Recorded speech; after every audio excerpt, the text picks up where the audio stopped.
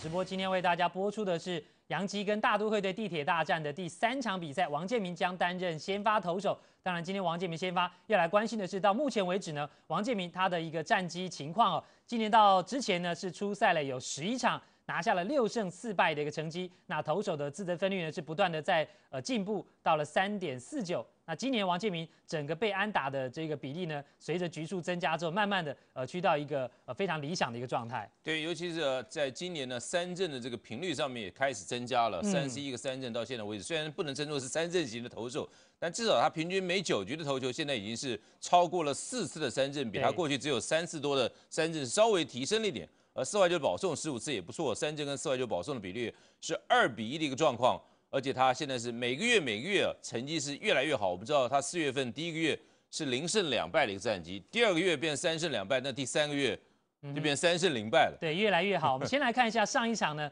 王建民对上响尾蛇队的一个成绩其实他最近的6场先发都是投出了相当优质的一个内容。那上一场对响尾蛇是7局只被打6支安打，演出了2次3振，只有1分的失分。 把这个去年的国联赛扬奖得主呢 Brandon Webb 给比下去了。不过前一场比赛比较令人担心的就是他的飞球的比率稍微偏高了，是第一次出现飞球的出局数要比滚地球被刺杀的出局数来得多，是10比9的一个比率。所以他赛后自己也表示说，那场比赛事实上状况不是很好，对，很多球都稍微投高了，造成了很多的外野的飞球的一个出现。这是他今天这场比赛恐怕必须要在赛前就要先做警惕的地方。 好，我们看到刚刚就博士提到，在王建民单月的成绩部分，大家都知道王建民好像这几年来好像都是比较慢热型的选手。天气越热的话，从4月之后逐渐进入到6、7月，他的成绩会越来越好。其实这一张月份的一个单月成绩的演进表，其实看得蛮明显的。对，王建民也是第3年在大联盟，前面2年都是在第1个月稍微有点不稳定，我想大家也慢慢开始习惯了，所以不至于在被第1个月的战绩好像不太理想。 开始受到惊吓大家都晓得过不久王建民就会稳定下来。现在的情况好像都是如此。你看5月份其实就已经稳定下来，那这个月真的没有话讲。现在今天是寻求他的第4连胜。对，那今天王建民要寻求他的4连胜，不过呢是要碰上生涯首度这个照面的大都会队。那在昨天的比赛当中呢，洋基队派出了第5号的先发菜鸟投手 Tyler Clipper， 结果他投的并不理想。 不满4局的情况之下就退场，还好洋基队是打线爆发，那让这场比赛最后能够拿下胜利。对 ，Clipper 昨天只投了3又1/3局，掉了5分的自责分。那洋基队最后是总共全场击出了15支的安打，而且包括了2发的全垒打，最后是以11比8，3分之差打败大都会队。不过在第9局，大都会队真的是全力反攻真的着实让洋基队出了一身冷汗。对，所以呢，事实上这一场比赛呢。 昨天的比赛当中也显示出洋基队当然打击永远是他们制胜的第一的一个武器那另外就是在整个比赛当中呢，其实得分永远不嫌多。其实这么大的领先，到最后都有可能出现奇怪的状况。对，我们现在看到就是前2场比赛2队地铁大战，洋基跟大都会队一些精彩的一些画面。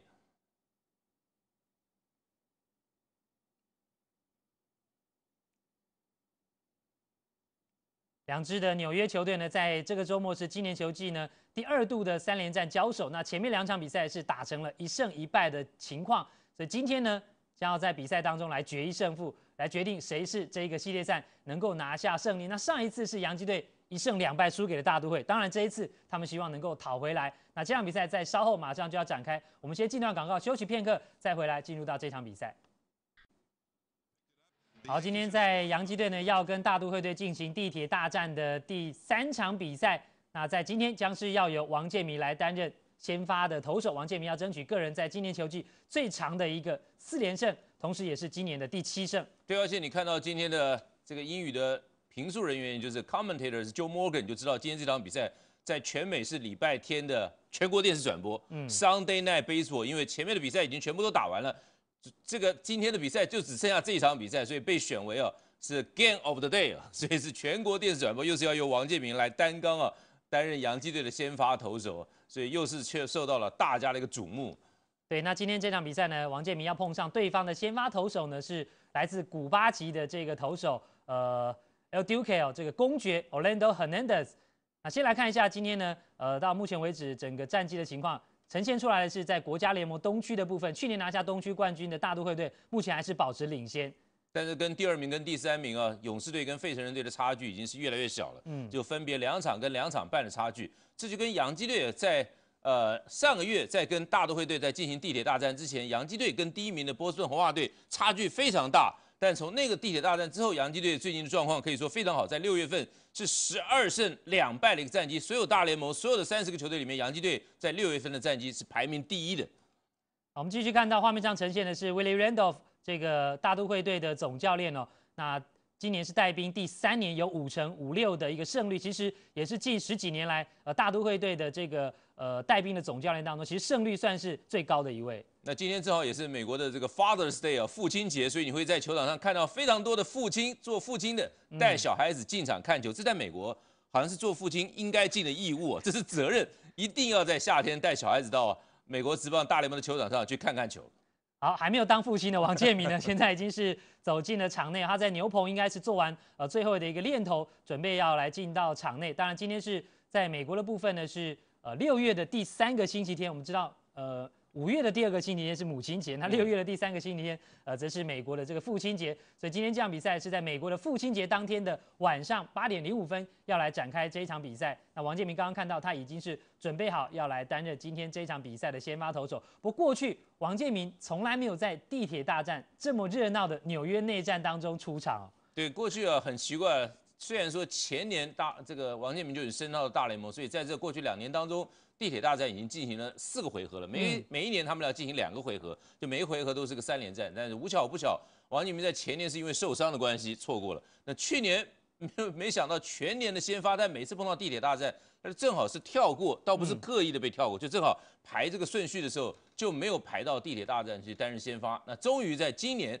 而且是地铁大战第2回合，终于他有机会能够在这第3战等于是压轴演出。那前面5场比赛，洋基队是以2胜3败是落后给这个大都会队。那当然希望能够在这最后一战扳回来，靠着王建民的优异的表现。如果说洋基队能够获胜，至少在今年的地铁大战的这个6场比赛里面，可以跟大都会队战成一个3胜3败平分秋色的局面。对，那当然赛前呢，大家在讨论的就是呢，王建民要碰上这个大都会队。前面2场比赛，大都会队最难缠的就是第1棒的游击手盗垒王 Jose Reyes。那王建民也表示，其实像他过去对战这个脚程非常快的魔鬼鱼，在第1年一样的一个情况，他非常讨厌这种好像打小球的球队。那今天这场比赛，博士你觉得可能在面对到像这样的球队，王建民大概要有什么样的策略？我想没有一个投手喜欢碰到这种脚程非常快的、这种给你压迫性的这种球队的这种选手，所以像 Jose Reyes 或者 Gomez 是第9棒，都是脚程非常快。事实上，大都会队从第1棒到第9棒，除了 Delgado 没有什么脚程之外，没有什么盗垒威胁性之外，其他每一名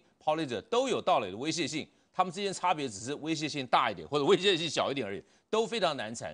所以当然面对这种打击者，你一定要在球速上先要取得领先，对，你不能够在球上落后。昨天 Tyler Clapper 就是不断的保送了第1棒的打者，也就是这个 Jose Reyes。如果说不让他安打，就免费送他上1垒，你等于是在自找麻烦。我相信这2天王建民看了对这个大都会队的比赛以后，心里面也了然于胸，知道要怎么样来对付这些快腿的跑垒者。对，所以这场比赛呢，当然王建民要对上这些非常具有脚程的打者，控球的部分将是一大的关键。那另外提到呢，今天大都会队的先发投手，过去也曾经是洋基队的这个球员 Orlando Hernandez， 其实他今年的状况感觉有渐渐越来越好。虽然大家有人说他已经超过40岁了，那实际的年龄上登陆的是37岁，但这位老投手呢，今年好像有回春的一个感觉，整个防御率还不到3。不过过去他对洋基的战绩其实并不理想。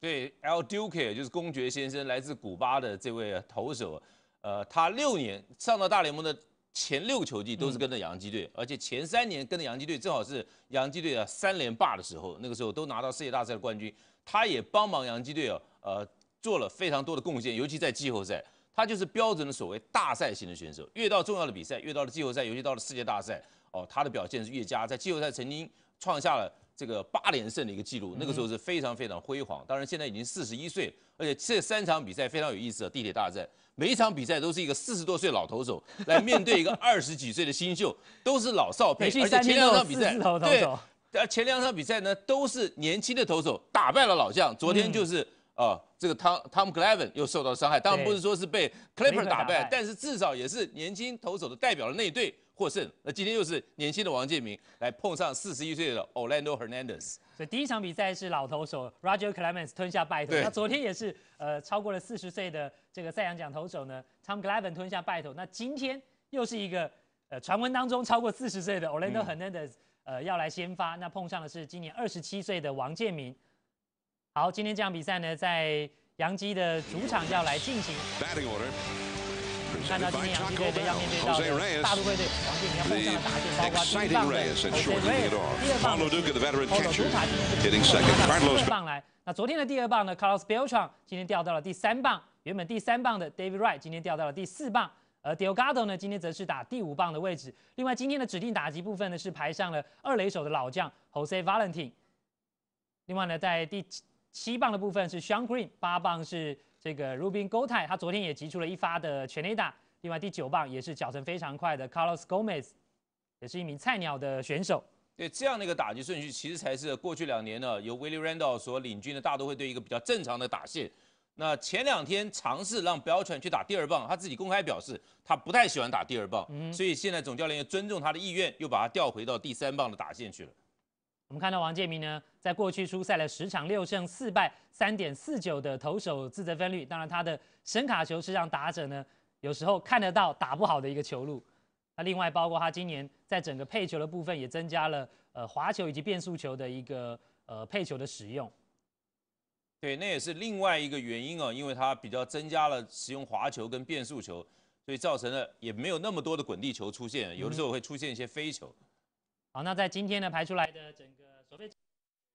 Gloves were won while he was at shortstop, not third base, but he's been playing very, very well the last 30 games. 1 error in those 30 ball games.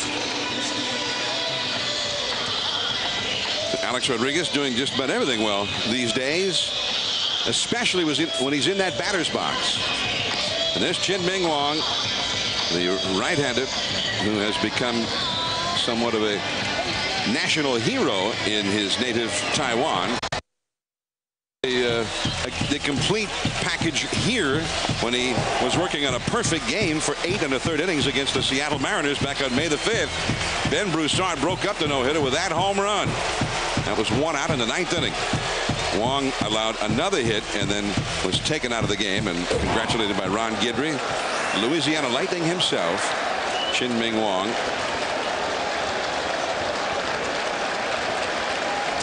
And his numbers for that ball game. So here we go. Jose Reyes takes 2 high as he bluffs the bunt for ball 1. Well, Jose Reyes won the game almost single-handedly on Friday. Drove in both of the runs against Roger Clemens. Was 3 for 3. Stole 3 bases. I mean, he's been running wild this weekend here in New York.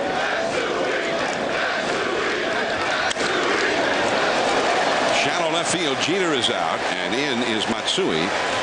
It is Matsui. So Reyes kept off the bases right here. 1 away, and the batter will be Paul Lo Duca. 87 degrees at game time. There's Yankee Stadium, where it has sat since the early 1920s, and just out beyond left field, the new Yankee Stadium as it's being erected. The new Yankee Stadium scheduled to open the year after next, 2009. So a lot of excitement here as they are preparing to soon move out of this historic yard, the house that Ruth built. Here's Lo Duca against Wang. And he is hit.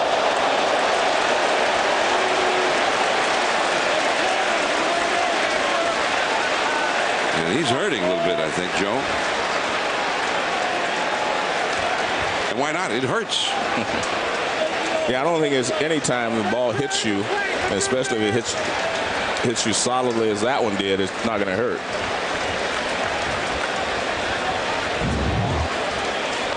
But he just kind of freezes, gets him on the left elbow. He does have a pad on the elbow, so that'll help him a little bit. But you see, he doesn't really try to get out of the way. I mean, he just kind of froze there, and it hit him. That is the 5th time this year that Lo Duca has been hit by a pitch. Wang, by the way, has hit 5 batters. This is his 11th start of the year, and he has hit more batters than any other Yankee pitcher. Ray Ramirez of the Mets trainers, making sure that Leduc is well enough to continue before heading back to the dugout. So Leduc at least will run the bases here. The batter will be Carlos Beltran. Beltran had the huge year for the Mets last year, but he's not having a huge first half for them so far this year. Only 9 home runs. Hit 41 a year ago. That's a called strike. Both Beltran and Delgado have struggled in the first half of the year. Delgado had 38.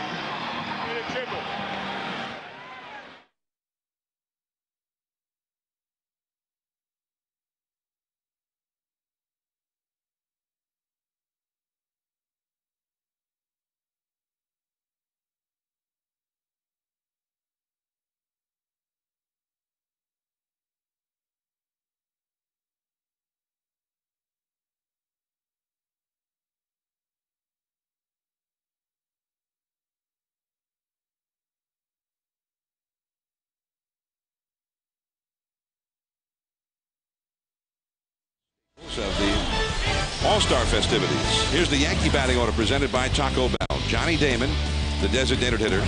It'll be Derek Jeter at shortstop, having a big year.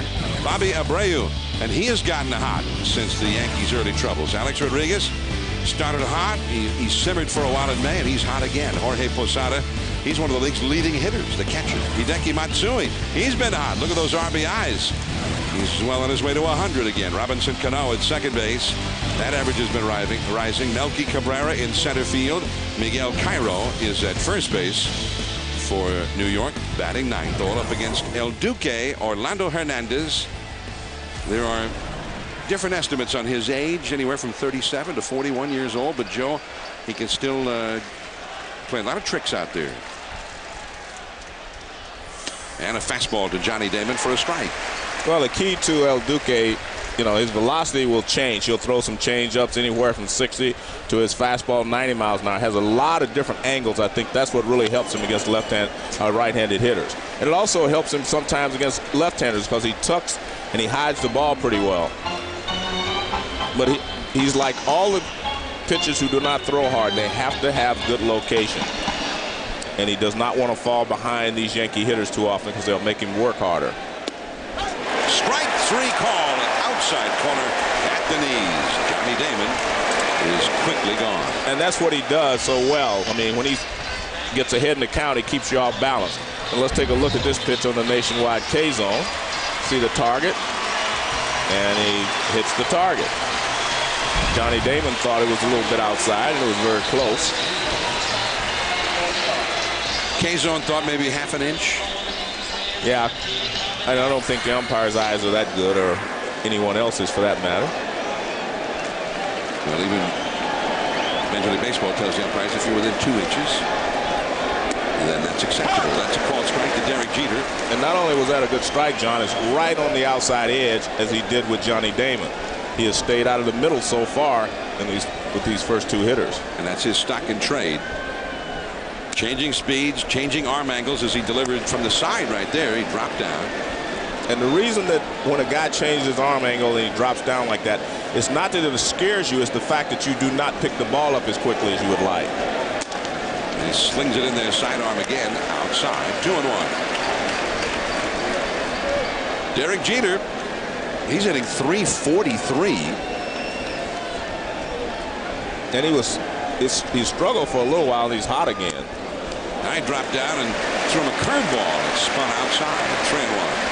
Well, after the first pitch right over the edge, he has missed outside with 3. You can see he's making a conscious effort to stay away from Jeter. 1 out, nobody out. And that's a base hit. Gotay could not get there. So Derek Jeter, another base hit. It's the rare game when he doesn't have at least one hit. When you talk to Jeter, he will say that it's not a big deal, you know, when he plays against Jose Reyes. Ball's down and away. You can see second baseman Valentin actually broke the wrong way first. It looked like Gotay, I'm sorry. I thought he was leaning the wrong way. He thought he was going to go to the right side of the bag, and it went straight back through the middle. So he was anticipating something. Yeah, he saw the ball was away, and he was leaning that way. Here's Bobby Abreu, the veteran, and he's looking like himself again. Things were so bad for Abreu the first 7-8 weeks of the season that there was a lot of talking amongst the chattering classes that maybe he was finished. But suddenly he got it going in the Fenway Park a couple of weeks ago. And he bunts, fouling it. That's not a bad play right there, because David Wright was playing deep at third base, and he figures as hot as A-Rod is, if I can just get on base here, put 2 runners on base, we may be able to score a lot of runs here in the first inning. Normally you do not like your third place hitter bunting in the first inning, but he was definitely trying to beat it out, and David Wright has not changed his position, still playing back.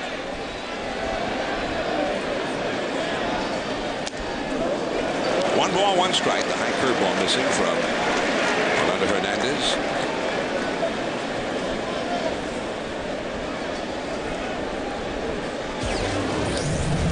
Bobby Abreu, as you see, was very cold early on, but in June hitting over 400, getting a lot of walks again after really the worst month of his entire big league career.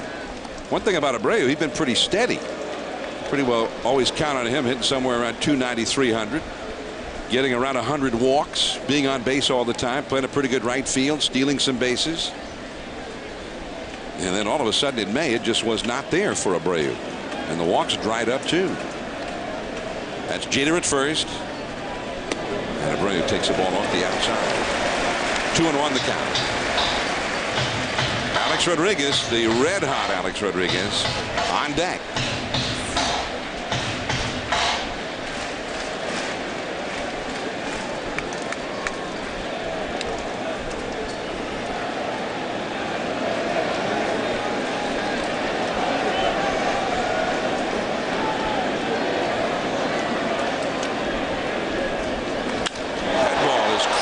Foul off the facing of the upper deck.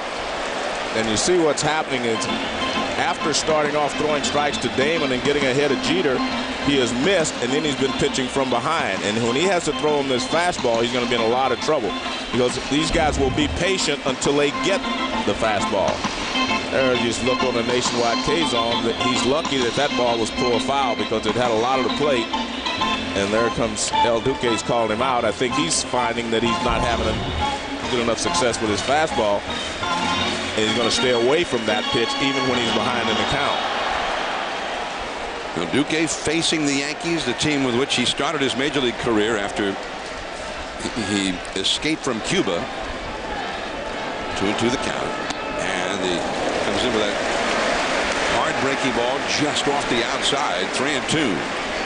And in the Joe Torre era, they would always want run in this situation, 3-2. He likes to put the runners in motion, so you can expect Jeter to take off at first base. He helped the Yankees win 3 World Series while he was here, and he loved being a Yankee. There goes Jeter, just as you expected. That's a fly ball, and the center fielder, Beltran, takes it. Abreu retired. But you could also see there he did not throw him a fastball on a 3-2 count. And he's going to try to stay away from fastball counts throwing the fastball. Now Alex Rodriguez.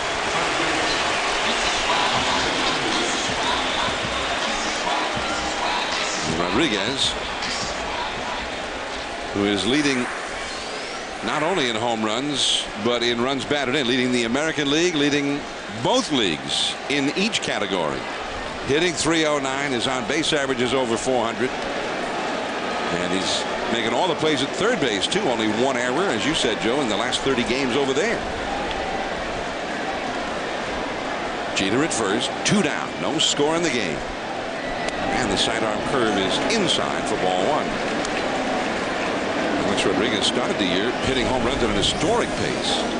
He hit 14 homers in April, but he also hit 14 in the first 19, 20 games of April. Then he cooled off in May, and then in June, red hot again.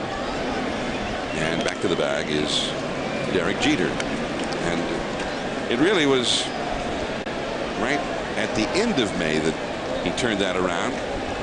Those month periods make nice little neat packages, but it all really started the night that all the controversy in Toronto.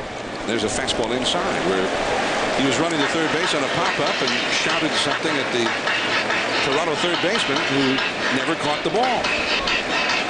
And A-Rod had an excellent game that night. The Yankees ended a losing streak that night, and they've been winning steadily ever since. They've gone 13-3 since that game.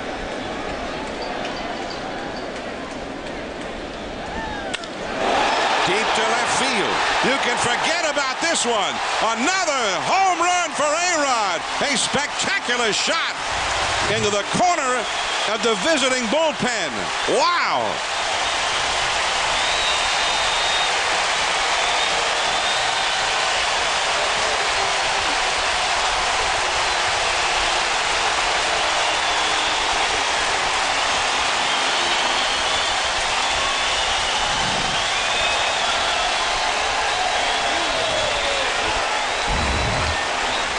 Let's take a look at the pitches. A curveball that hangs inside. Fastball in. Now he's back to 2-0 count. He drops down. And again, he cannot throw Yankee hitters fastballs in fastball counts because his fastball's just not good enough. But the way A-Rod is swinging the bat now, you cannot make any mistakes with it. Posada on the curveball. That's Reyes behind second. And he throws out Posada. And the inning is over. But a tape measure home run by Alex Rodriguez. Old days. Alex Rodriguez with a big 2-run homer, a long one. And the Yankees with a 2-0 lead as Chien-Ming Wang goes to work here in the second to the Mets cleanup hitter David Wright. And that sinker a little bit low for ball 1.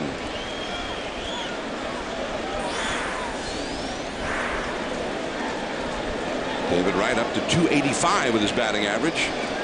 Just a few weeks ago, he was struggling to keep the average above 230 and was not hitting any home runs. But Wright has turned it around now. 24-year-old, one of the Mets' bright young stars. He and Reyes, sort of the foundation for what the Mets have been doing. They've brought in some veterans, added veterans around them. But they feel that Wright and Reyes give them a solid foundation for many years to come. And Wright with a foul off the right field line. He was very late on that fastball from Chien-Ming Wang. 1 ball, 2 strikes. Here's Jose Reyes. Reyes is fun to watch, Joe. He's exciting, but at the same time, it looks like he's having fun. Well, I mean, I think he's the most exciting player in the game, whether it's in the field, at bat, on the bases, or in the dugout. He is always fun to watch. The ground ball. Derek Jeter in a hurry. A very nice acrobatic looking play there by Jeter. Reyes-like. Now to the studio for a SportsCenter 30 at 30. Here's Dave Revson. Thank you, John. Angel Cabrera's first ever PGA Tour win, the U.S. Open. 37-year-old Argentine fired a 69 today, beat Tiger Woods by a stroke. Cabrera, the 4th straight foreign-born U.S. Open champ. Barry Bonds' career homer number 748 today, 7 shy of Hank Aaron's mark. Took Tim Wakefield deep. Giants lose to the Red Sox, though, 9-5. Next SportsCenter, 11 Eastern. ESPN News always keeps you current. Carlos Delgado. There's A-Rod. He's up to his feet. He got it. He robbed him. Well, Delgado has been going the other way. He got a base hit that way yesterday. And you can see how far off the bag A-Rod is playing, and he still has to dive for it. Nice play by A-Rod. And Delgado is robbed. You know, when you're hitting 224, this happens to you a lot. When you hit the ball hard, they catch it. And when you make a normal out, you're just going to have an at-bat. Now Jose Valentin, normally the Mets' second baseman. He's the designated hitter tonight. And he takes ball one. Valentin spent most of the early part of this year on the disabled list. This is only his 28th game played. He had 24 home runs last year for the Mets. 1 ball and 1 strike to count. Well, last year I thought he was really an unsung hero for the Mets because they had Kaz Matsui playing second base. They got rid of him, and then Valentin came in, and he played exceptionally well. And as you said, he also added some pop to the lineup. You can see the big brace he has on his right leg. You know, he had the knee problem earlier this year, and he's wearing a large brace.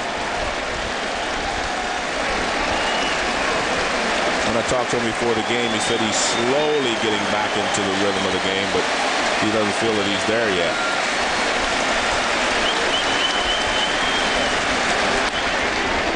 Two and two the count. Wang changed up on him right there. Joe Torre said that he'd thrown that change up with a little more polish, a little more accomplished with that pitch now. And the slider, a little more of a perfected pitch for him now. He'll throw each of them a little more often than he used to. Strike 3 call. That one came back from the inside and over the corner. Another strong inning for Wang. 2-0 Yankees. Matsui coming up.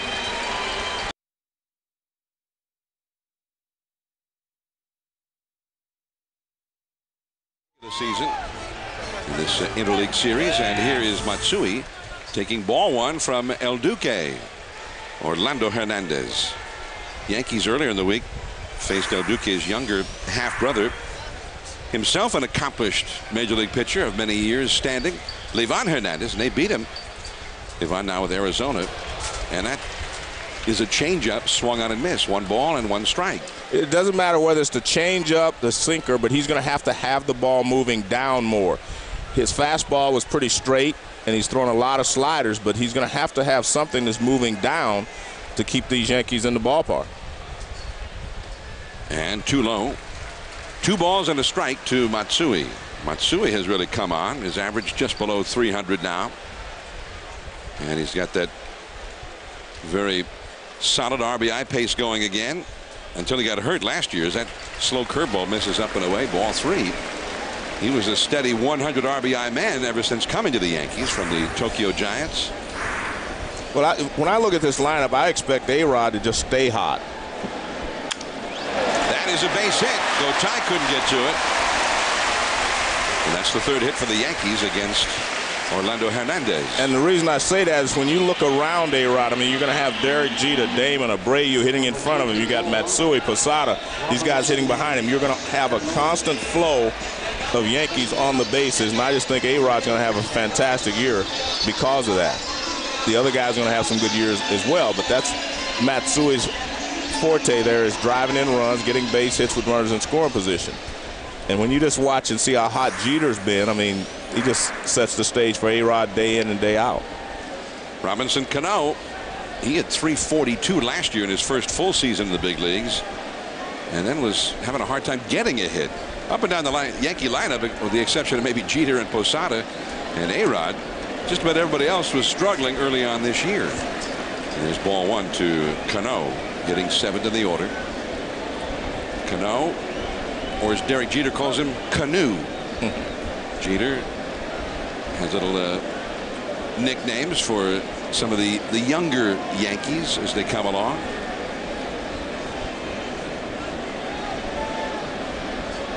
One ball, no strikes to Cano. There goes Matsui. Gotay looks at second, no play there, and he throws out Cano. And Matsui on the hit and run play moves up a base. So that brings up Melky Cabrera. Orlando Hernandez, who escaped Cuba on a small boat, a motorboat, and eventually ended up in the Bronx with the Yankees. And they found out early on that he was a big game pitcher, and he helped them win 3 consecutive World Series his first 3 seasons with the Yankees. But he has not beaten the Yankees since he left them. He is 0-3 against New York and has not won a game yet at Yankee Stadium against the Yankees. He pitched a good one here the last time he faced them in this ballpark. Last June, gave up 2 runs in 7 innings, but lost the game 2-0. Change up and a foul. 1 ball and 1 strike. Even though you hate to lose someone like Jason Giambi because he can help you, carry the team for stretches at a time, Joe Torre says when you put Melky Cabrera in there, it adds energy and life to this lineup because he's a good outfielder, and it makes him a better defensive team as well. So he adds a lot to this ball club. 1 ball or 2 balls and a strike now to Melky Cabrera. And these are all dangerous pitches for El Duque when he falls behind these left-handed hitters, because they can sit on something, and if they get it, they can pull it over the short right field wall. So he has to be extra careful when he gets into hitters counts. And he had a pretty good rip at that high fastball, fouling it back over the screen. 2 balls, 2 strikes. Melky Cabrera. Melky was playing very sporadically until the injury to Giambi that you're talking about, and that's when they put him out there every day. That and the fact that Johnny Damon was hurting and really was better off being a DH until his body heals. And Melky Cabrera started hitting big time once he started playing every day. Good pitch. Nice try by Hernandez. That's what he's going to have to do. Even though he may be in a hitter's count, he's going to have to try to run something away. Let's take a look on K zone. You can see it does tail away, and it is more than the 2 inches allowable. 3-2 the count to Cabrera. Runner at second, 1 out. Yankees ahead 2-0. And he spins one in there. Strike 3. And that's El Duque at his best. He sets you up with the fastball away. He gets you thinking, well, he may try to run one out there again. And he throws the big curveball for strike 3.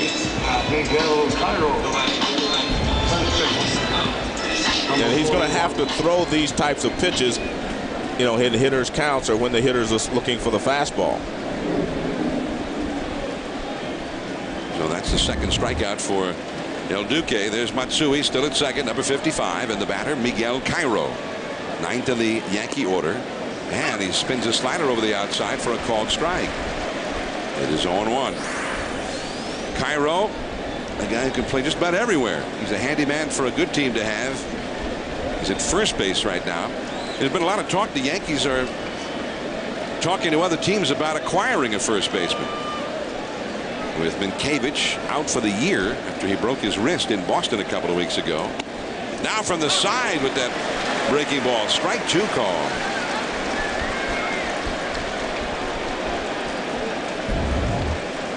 Well, the hitter's looking for the pitch to come 3/4 like the first pitch, so he drops down, and you're just looking up top so you don't pick the ball up. It wasn't that great a pitch. It was just the fact that he changed his arm slot that threw Cairo off. 0-2 the count. And he dropped down there again and missed well off the outside. 1 ball, 2 strikes. Roger Clemens pitched game 1 of this series on Friday and pitched well enough to win, but the Yankees could not score. And in fact, the only guy who did really anything of note for either team that night was Jose Reyes, and he managed to produce 2 runs against the Rocket. And we're going to check in with the Rocket. Peter Gammons is going to chat with him between innings from down near the Yankee clubhouse, so stay tuned for that. 2-2 the count. Johnny Damon, the leadoff man, on deck. He would be next. Orlando Hernandez. And Joe, even as a Met, Orlando Hernandez has been impressive enough to Willie Randolph and the general manager Omar Minaya that they say, hey, if we had 1 game we have to win, it'd be tough not to pitch Orlando Hernandez. The fastball along the right field side. And that one drifting back and out of play as Sean Green gave chase. Well, Tom Glavine has really struggled lately. He's stuck on 295 victories, and he's been getting knocked around a lot lately. So that's not a tough choice between the two of them right at this point. And Glavine says he just can't. He feels great, but he's just not able to make the pitches that he wants at this time.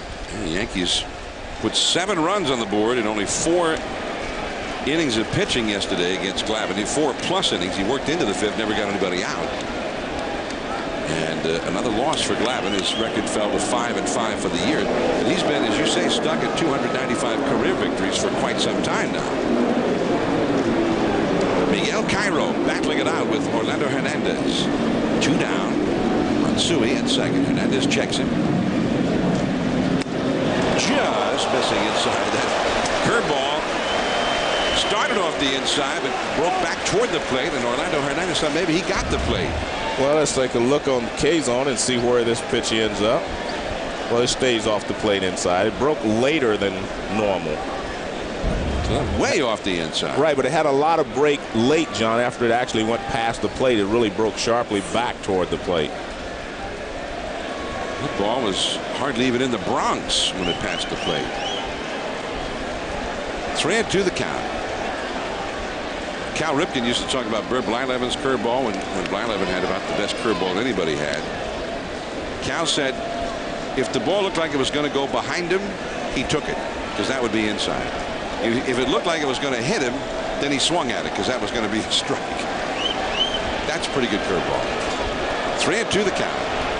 That curve is whacked down the left field line. That ball is up against the wall. Gomez plays the carom. Scoring is Matsui. A stand-up double for Miguel Cairo. And a rather impressive at bat there. And the 2-out RBI hit makes it 3-0 Yankees. Well, I talked about the fact he needs to get the ball down. Watch where this pitch is. That's a hanging breaking ball, and Cairo rips it down the left field line. The Yankees are swinging the bat so well now, you cannot afford to make mistakes against any of the Yankee hitters. So that is just a determined, gritty at bat by a veteran, Miguel Cairo. So it's 3-0 Yankees. Another man in scoring position now as Johnny Damon comes up. As you see the huge crowd here on a warm night in the Bronx. It's all New York. This one last time in this year's Interleague play. And smashed foul down the right field line on a changeup. And the count is 0-1 to Johnny Damon. Damon was called out on strikes his first time. 3-0 Yankees in the second. Big night for the Yankees because the first place Red Sox beat the Giants again. They swept the Giants up at Fenway over the weekend. And the Red Sox, who saw so much of their lead dissipate in such a short time, from 14.5 over the Yankees, who weren't even the second place team at that point, to only 7.5 when this weekend began. The Yankees are 8.5 out now coming into play today. So that it's not like they're just right there about to move ahead of the Red Sox. No, when you look at the Yankees, they have to be happy though, because they let Boston know that they weren't going to just roll over and die. And the most interesting thing to me is that they made up some ground so quickly. But as good as the Yankees are playing, it's still going to depend on Boston. If Boston plays well, the Yankees just aren't going to be able to make up any ground. As you mentioned, they swept the Giants this weekend. They're starting to play well. They had a tough road trip, but they're playing well again. You saw those numbers. Very high and outside for a ball.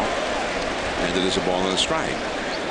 I read Peter Gammon's blog on ESPN.com yesterday, and he had an interesting point too about all of the ebbs and flows in a season. The Red Sox gained 7 games on the Yankees in the 2 weeks prior to these last 2 weeks, where they have come roaring back. So things can happen quickly, and it's kind of crazy the way things have been happening here this year. The Yankees have either been really good or really bad. And the question is, this really good streak that they're on now, is this the real Yankee team? They think so. And they're looking pretty strong again tonight. They lead 3-0 in the second. Cairo, the runner at second. That's a base hit for Damon. Shawn Green. Cairo waved home. And a horrible throw by Green. It gives away the extra base to Johnny Damon, who goes to second as it is 4-0 Yankees. Man, what a mistake by Shawn Green, missing the cutoff man and giving away an extra base.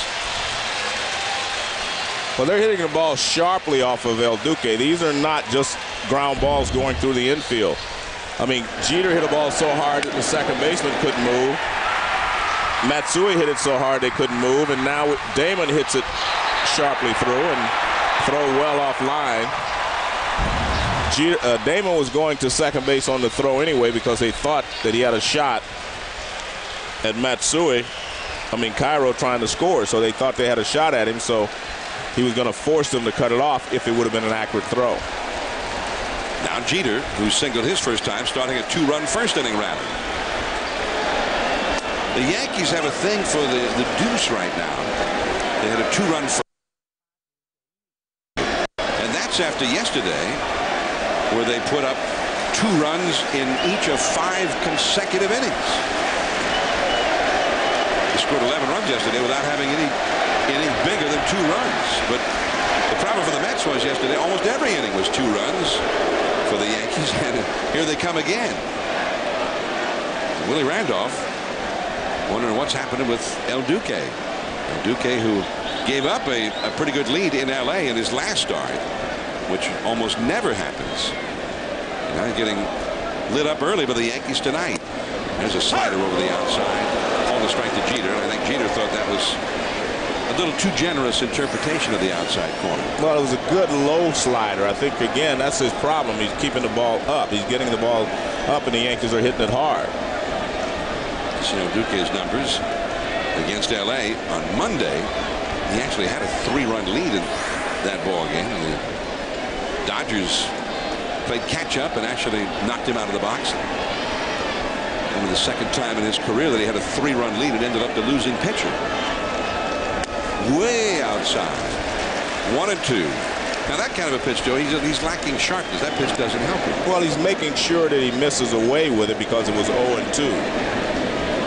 But there's missing away maybe 5-6 inches, and then there's missing 3 feet away. His control is not that good right now because, as I said, he's getting the ball up too often. 1-2 the count. And strike 3. Roger Clemens standing by down by the Yankee clubhouse. He's going to visit with Peter Gammons when we come back. There they are. Tissue, and then you know, now I'm just working my way back and really getting some experience on the run. Now you're really at the point where you'd be in like the last week of March in spring training. How much more are we going to see from you? Well, I think in my legs, when you make that statement, that has to deal with my legs. I think my arm is much more advanced than that. Like I still felt good at 110 pitches.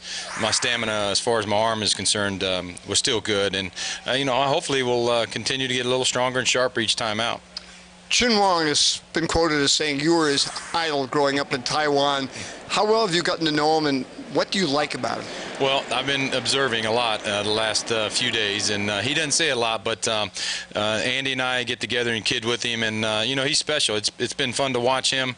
I told him I enjoyed his last start, and you know, I expect the same tonight. Roger, thank you very much. Thank you, Peter, and also from up here, thanks to Roger Clemens. See, Joe, they were talking about that Roger could leave the Yankees when he wasn't pitching, but here it is 2 days after he pitched. He's here. Jorge Posada, the catcher for Chien-Ming Wang, and that pitch misses to Shawn Green, leading it off in the 3rd for the New York Mets. Well, I said this at the beginning. Roger's never going to do anything to hurt the team. I mean, I always knew that. I mean, he may be here every single day because he's never going to do anything to hurt his teammates. Green into left field, hit well. Matsui back, he's there.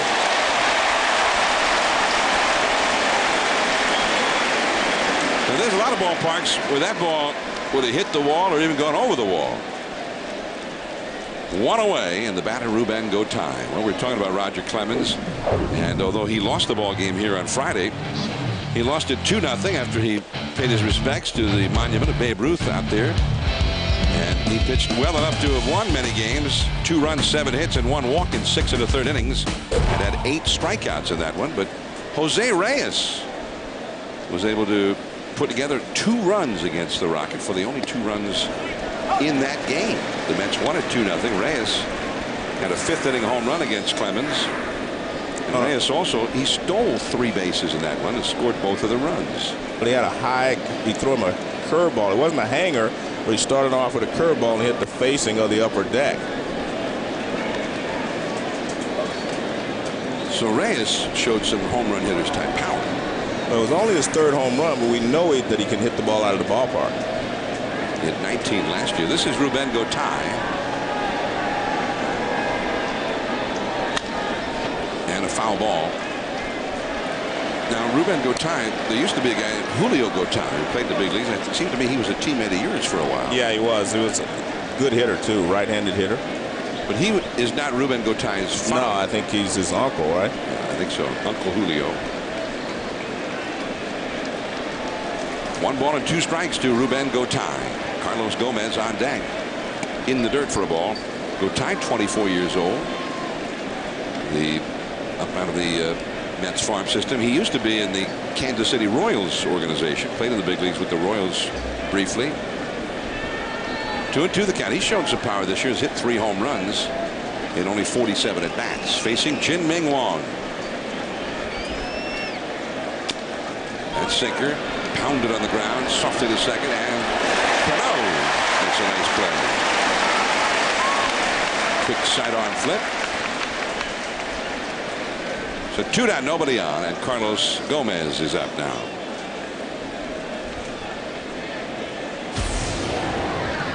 Number 27. Chien-Ming Wang from Taiwan, as you heard. Roger Clemens was one of his idols. The Yankees signed him in 2000, and he has been outstanding, winning nearly 2/3 of his starts, including a 19-victory season last year when he finished 2nd in the American League. In the Cy Young voting, Johan Santana, the Twins, beat him out.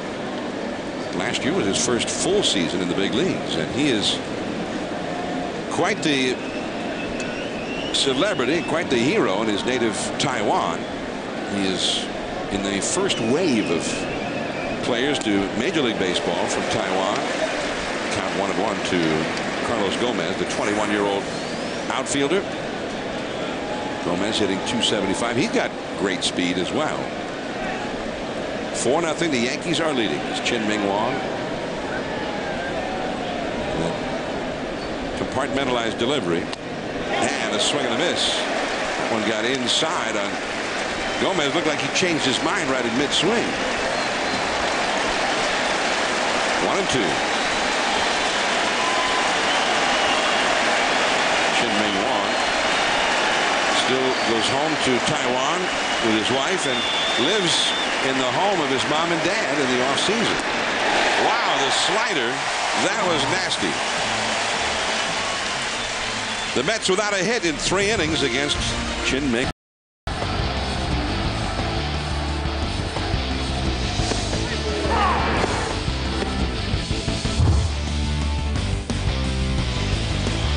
Orlando El Duque Hernandez with some scenes from his Yankees past tonight, facing the Yankees for the New York Mets in the Subway Series.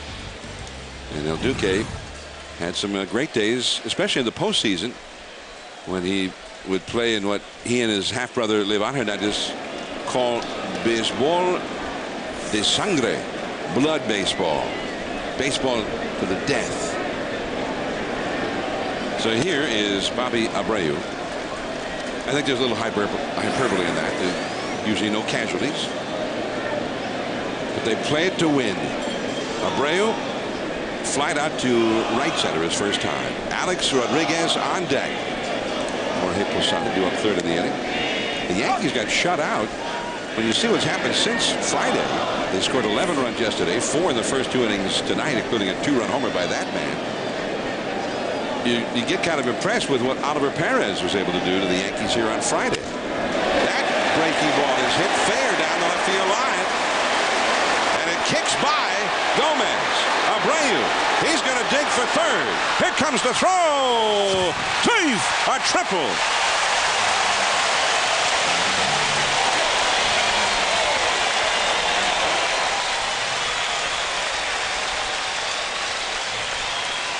Well, Gomez made a great play in Friday's game, you know, to save a couple of runs. This ball's ripped down the line, and he tries to get there, and it bounces away from him. It hit the corner and bounces away from him, and it is scored as a triple. And that was a pretty good throw. One hop right on the bag. Well, they're playing the infield halfway, John. Not in enough, but not all the way back. And A-Rod chases that sidearm slider for strike one. They just do not want to give up the run on anything that's hit on the ground. A-Rod hit a home run his first time, number 27 of the year. Cairo had a double in the second. Now Abreu a triple here in the third. Center field, a long run, and Beltran, the Gold Glover out there, tracked it down, but Abreu tags up and easily scores. Alex Rodriguez showed some impressive power on a pitch that didn't look that bad. Well, it was an excellent pitch by El Duque, and that's why I stayed in the ballpark, because it was down. You know, this pitch was up, he would have hit it out of the ballpark. He drops down, throws a little slider. You can see it's right out there on the edge, and it's down. If that ball's up, he would have hit it into the bullpen. Nice play there by Beltran. And even the way he hit that one, I think there's some parks where that would have been gone. It's big here at Yankee Stadium to center and left center. 399 to the power alley and left center. 408 to straightaway center. There's that 399 marker, which in the old days when Ruth and DiMaggio and Mantle and guys like that played here, Gehrig and Maris, it was 457 to left center. You had to hit it all the way to the bleachers to get a home run. And it was 461 to straightaway center. Posada fouls it off to the left. 1 ball, 2 strikes.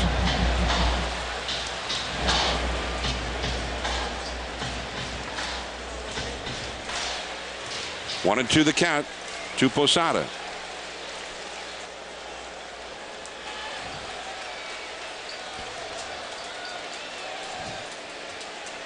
Posada grounded to short his first time, and that sinker is too low. 2 balls, 2 strikes. Jorge Posada, and he really having an extraordinary year.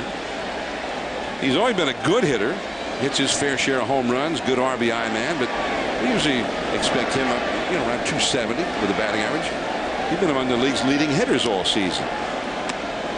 I'm always impressed with a catcher that hits late in the season, because they have to take all the wear and tear of up and down behind the plate, the heat of the summer, and in most cases they wear down.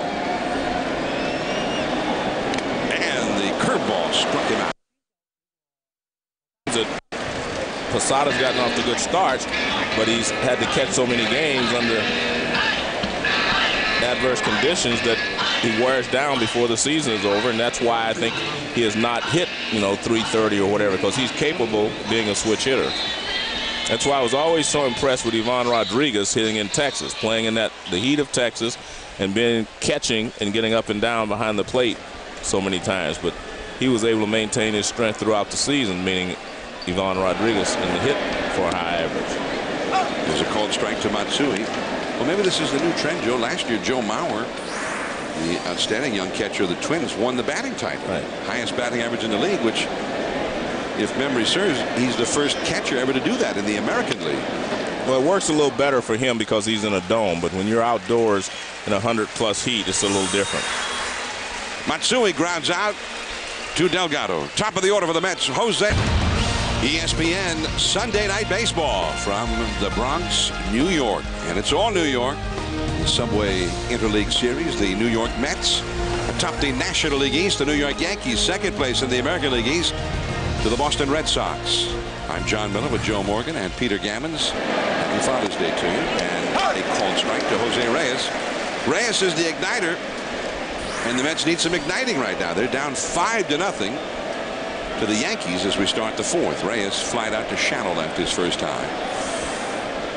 He had 4 hits in the first 2 games of the series, and he had 5 steals in those 2 games. 5 of the 10 steals that the Mets had in those games. The Mets are not hitting the long ball the way they were last year, and Willie Randolph sort of took off the shackles on some guys and said, we need to start making stuff happen here. They have been in a tailspin. And he chases that high one. 1-2 the count. Randolph even changed the lineup around for a while, but he says you can only do that so long. You can only make guys mad enough for a little while and hope that they'll respond. And he says, but you know, he's said the same thing Sparky Anderson used to say: if your big guys do not hit, you're going to have problems. That high fastball is lofted foul deep down the left field line. Hit it pretty well, but foul. 1 ball and 2 strikes. Chien-Ming Wang showed you something there. Normally a sinker ball pitcher cannot pitch up in the strike zone, but Posada wanted that ball up. He got it up, and Reyes couldn't handle it. Normally, anytime a sinker ball pitcher gets the ball up, he's going to get hit. 1-2. Going inside. Too low on the inside. And that's the ball was sink on it at 95 miles an hour. That's why they love him here in the Bronx, and they love him in his hometown, Tainan, in the south of his native Taiwan. 2-2 the count. Inside and low. 3-2. This is the kind of at bat the Mets need here to start this inning. They've got a lot of time to effect a comeback, but this is the guy that is their chief comeback architect. The rally starter, Jose Reyes. 3-2 the count. Little tap foul. And Reyes looked a little frustrated, Joe, swinging on a pitch that looked maybe down out of the strike zone. Well, it started above the knees. He thought it was going to be a good pitch, and the bottom falls out of it. That's why Wang's sinker is so effective. You see the target. That ball started in the strike zone, and it sunk down just barely out of the strike zone, but it had a lot of movement on it. And K-Zone didn't think it was down out of the strike zone as far as I thought it was. 3-2 the count. Toward the middle. Jeter, not quite. Reyes with a big turn as Melky Cabrera races in to pick it up, and that's the first hit of the game for the New York Mets, and a great at bat by Reyes. Well, he wasn't going to be able to throw him out, meaning Jeter, if he caught it anyway. Let's take a look at some of the sinkers that Wang has thrown so far. Even though that pitch is up a little bit, it's sinking so well they got on top of it. Delgado goes the other way, and that's the one that started inside, came back. Sean Green reaches out on it. Very rarely you're going to hit that ball in the air, as you see Gotay chop one. I was surprised that Green was able to get the ball in the air, because that ball had a lot of movement on it. Down, it's hard to get a lot of balls in the air when he throws his sinker. Reyes hit it on the ground, but he beats it out. Now Loduca bluffing the bunt with A-Rod playing very deep at third. Now A-Rod apparently thought that was just a bluff all the way, because he never moved. It's going to be interesting here to see how Willie Randolph plays it. You know, they've stolen a lot of bases this weekend off of the Yankees, and you got the best base stealer in the league at first base. Do you try to get him back one at a time, or do you try to play for the big inning? What do you think? I think you should try to let him go ahead and steal, because it changes Wang's thinking if he knows they're going to run. That's a strike call to Loduca. 1 ball, 1 strike. Because the problem is, if you stay at first base with Wang's sinker, you're subject to hitting a lot of double plays. And he has proven that with teams that do not run, he makes them hitting a lot of double plays. Ball and a strike. Reyes has 37 steals to lead the major leagues. There he goes. They pitch out. Posada's throw. They got him. And that's a smart play there by Posada. That's a smart play. Someone from the dugout normally calls the pitch outs, and I was thinking the same thing. This would be a good time to pitch out if you want to, because Wang throws strikes. And if the point is, if you're Reyes, I thought you should have gone the first pitch or so. But once it's 1-1, they know you're going to go, and a nice tag there by Jeter. 1 out, nobody out. 2-1 the count to Loduca, and that slider snaps in there. Strike 2. Well, that's Reyes' game. Well, a lot of people say don't do it when you're down by 5. No, I don't think that was the. I think he did the right thing. I just think he needed to go sooner. So the first pitch, yeah, should have run the second pitch. Therefore, they won't pitch out that early. But when it was 1-1, they could waste a pitch. 2-2 now with 1 out and nobody on. 3-2. Plus, I thought it was smart of the Yankees. Even if he doesn't go here, you're also sending a message that you will pitch out. As you said, nice tag there at second base by Cano. And yesterday's ball game, he barely missed getting Reyes on a steal. It was a very close play at second base, and he was a little disappointed he didn't get him yesterday. Some people say you shouldn't run if you're down by 4 runs. Well, you can't. You're early in the ball game for one thing. Off the fist. And that would be a double play anyway. The whole point is, when you have a single ball pitcher out there like Wang, you're going to get a lot of ground balls. So if you have a base stealer like Reyes, you go ahead and steal the base, because otherwise you're going to hit into. That's the second double play they would have hit into had Reyes stayed at first base. But the point still remains, they're not hitting a lot of home runs. The only way you're going to come back from 5-run deficits is to get 1 here, 1 there, because they're not hitting a lot of home runs as they did before. I definitely do not think it was a bad play. I think it was a bad choice on that pitch to go. But you have to give the Yankees credit for going ahead and pitching out. Beltran, and a slider in there for a strike. We'll actually be able to ask Willie Randolph about it. Between innings, he'll be visiting with us from the Mets dugout between innings, so stay tuned for that. And another changeup. Wow, that looks pretty good. There's another way of looking at this. If you get a runner on first base who can run, do something. Try to take Wang out of his element. I mean, he is rocking and firing now. You try to do anything you can to upset his rhythm. Chien-Ming Wang, 2 down, nobody out. And he tries that high fastball to put him away, but Beltran took it. 1-2. Carlos Beltran. Mets need him to get going. And Delgado, too. Been a struggle. For a long while, they were winning in spite of that.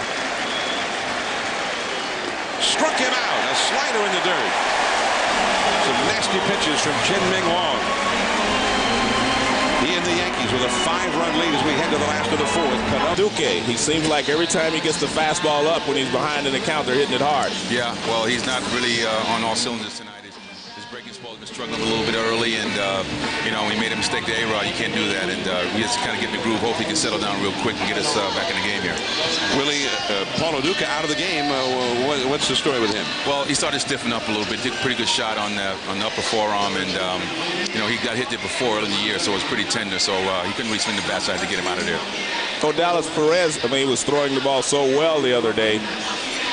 What was the reason that Oliver Perez? I'm sorry. How was he pitched? What's the reason for that? I mean, it seemed like he was just throwing the ball all fastballs when I watched the ball game. Well, you know, he has good movement on all his stuff, and when he's around the plate and staying focused, that's the kind of game he can pitch. He's been like that on and off for this year. Joe, when he's focused, he can really pitch up games like that because he has really good stuff all over the place. All right, thanks, Willie. Okay, guys. Willie Randolph, the manager of the New York Mets, live from the Mets dugout between innings. And now the Yankees up against El Duque. The high fastball fouled back out of play by Robinson Cano.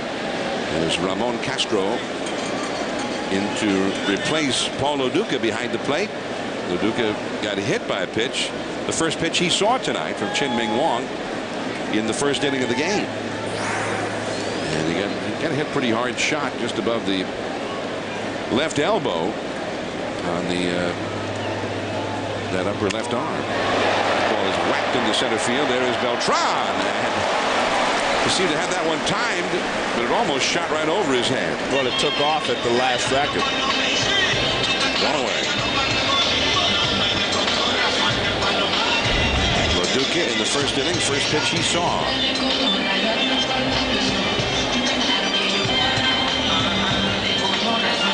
And as Willie Randolph said, it started to stiffen up on him. And when he came out for the last of the first inning, you see it was still giving him some trouble right there.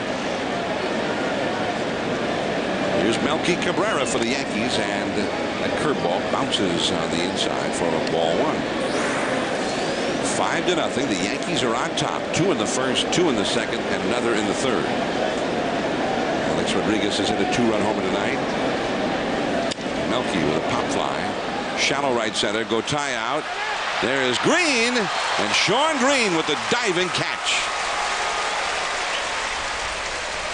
That was an excellent running play there by Green, because it's going to be very difficult for Gotay to make that play, because he's running with his back to the infield. And you see Green coming in, and he starts to call it right about there, and he knew he was going to be able to make the catch.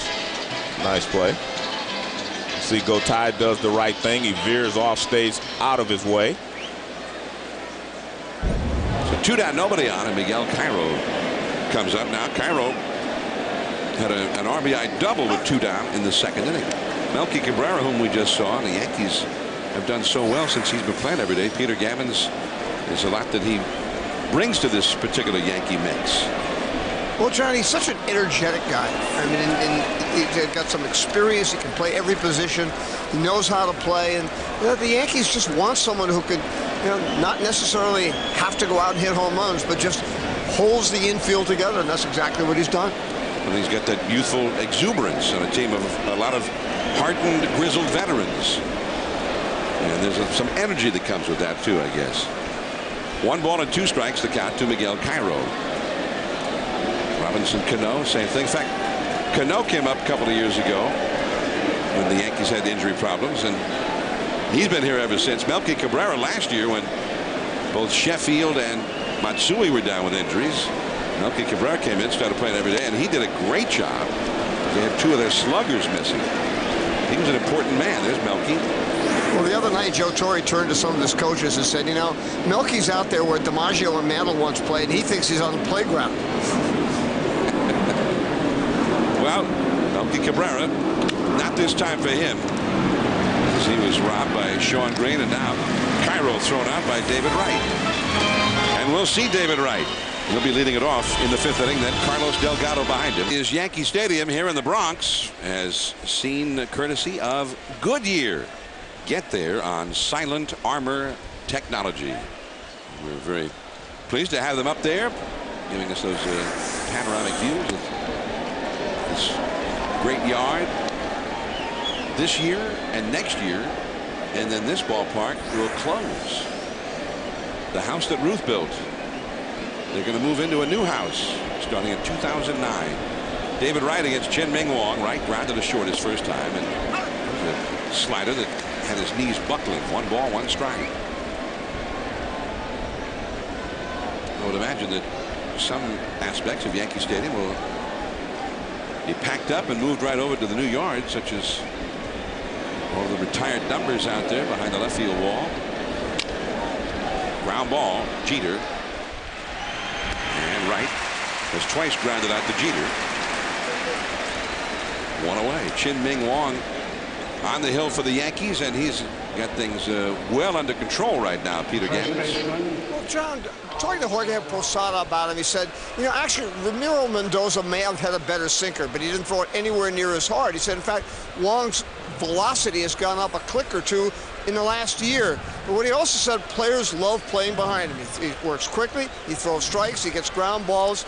Evidence, he hasn't given up an unearned run since last May.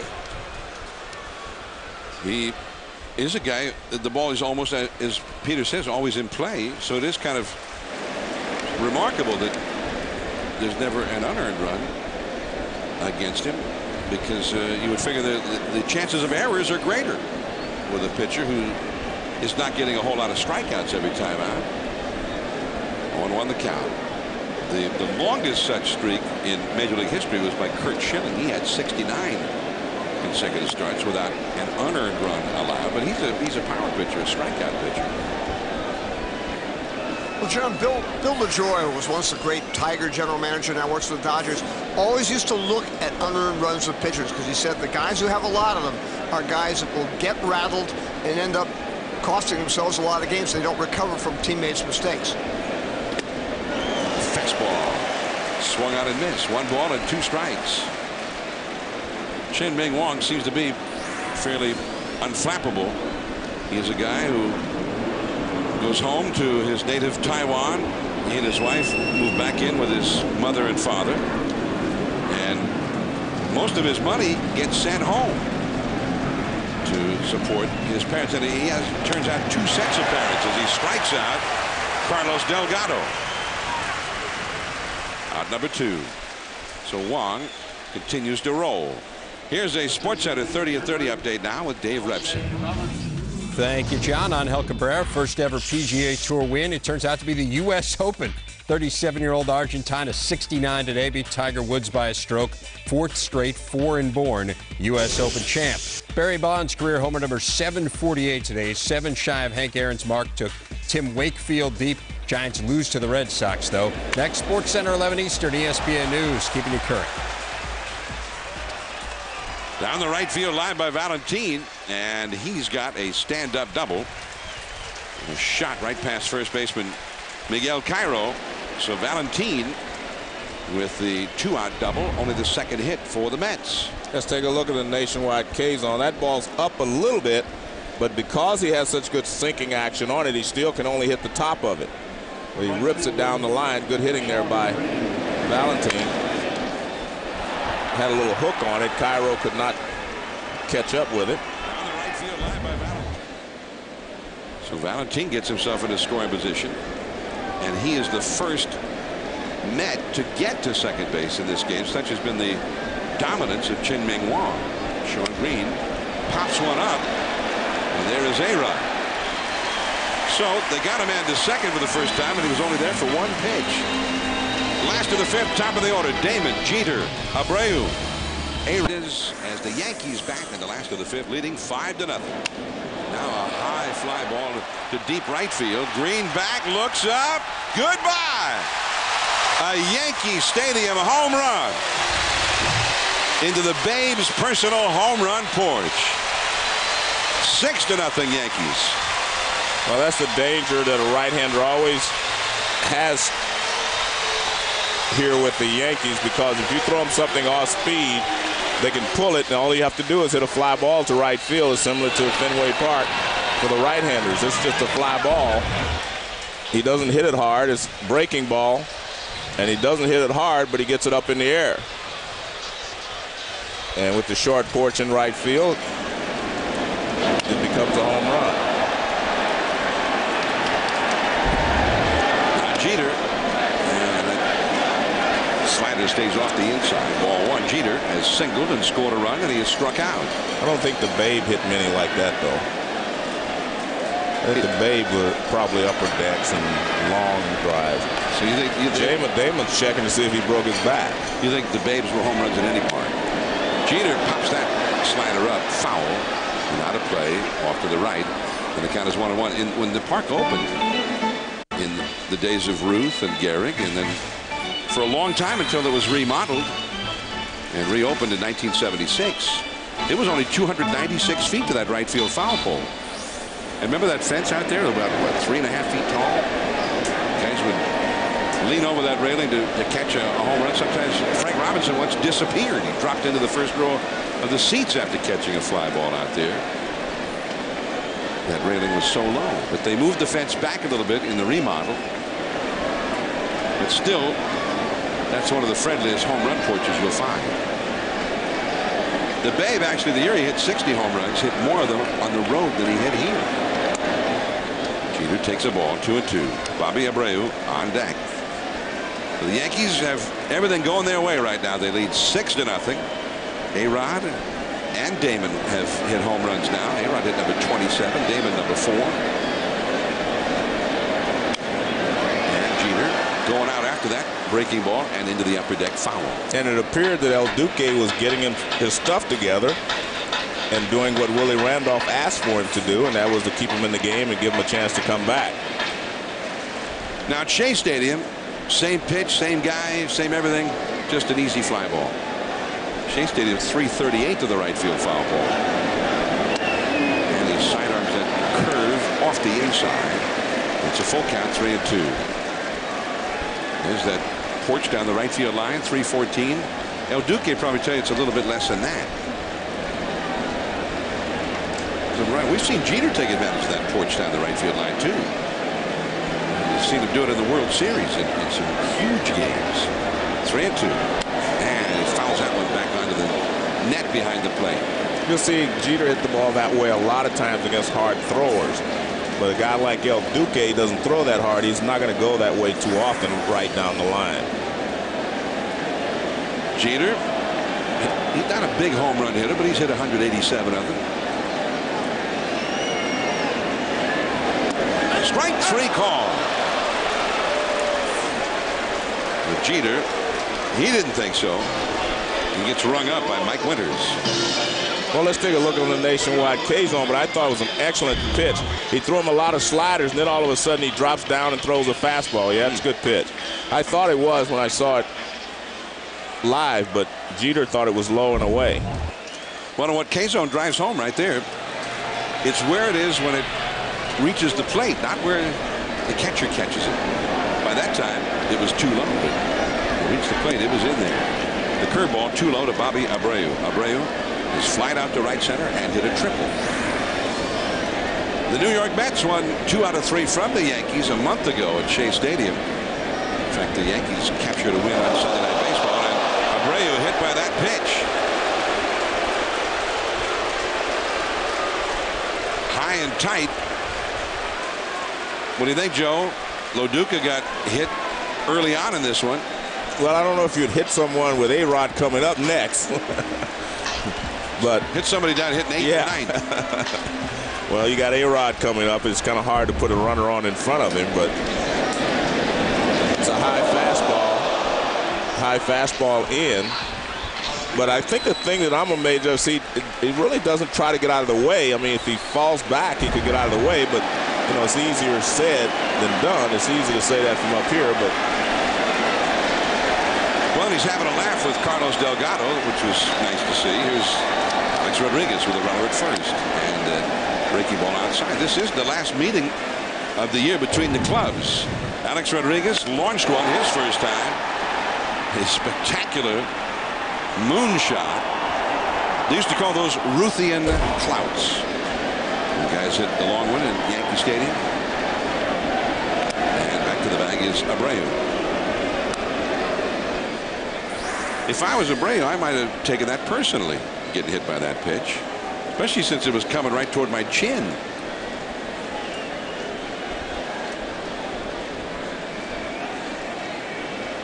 But Abreu, he didn't start shouting. He didn't advance toward the mound. He went to first, and then a moment later, he was having a laugh with Carlos Delgado. And he's back to the bag. 1 ball and no strikes to count to Alex Rodriguez. And the Mets bullpen, Schoenweiss, the left-hander Scott Schoenweiss, has started to throw now here in the 5th. Tom Glavine did not last long yesterday afternoon. That misses for ball 2.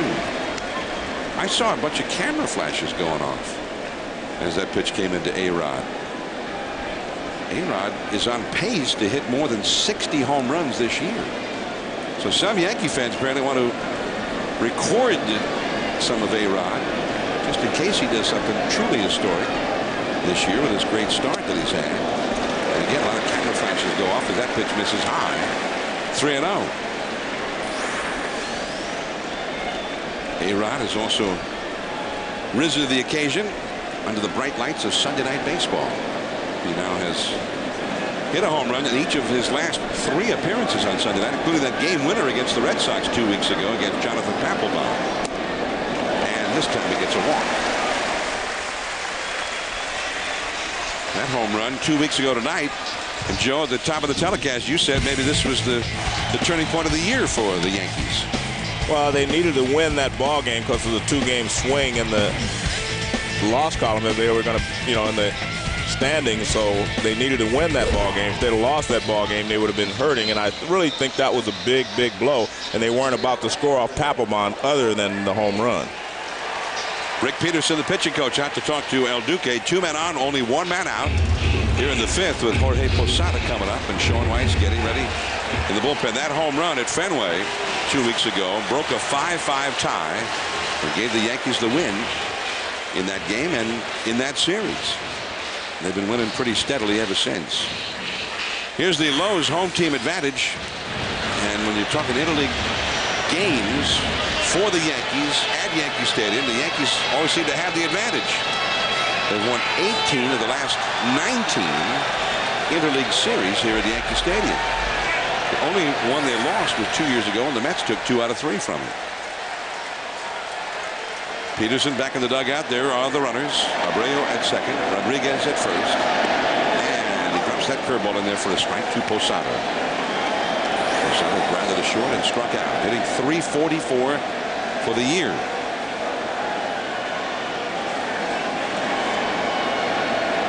And against his old battery mate.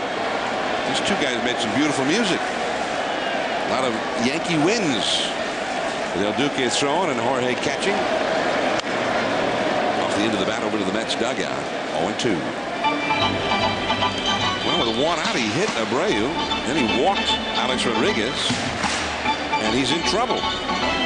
All of that came just a couple of batters after Johnny Damon hit a home run. And the Yankees lead 6-0 as El Duque, who has never beaten the Yankees since leaving them, and it's not looking good for him to win this one.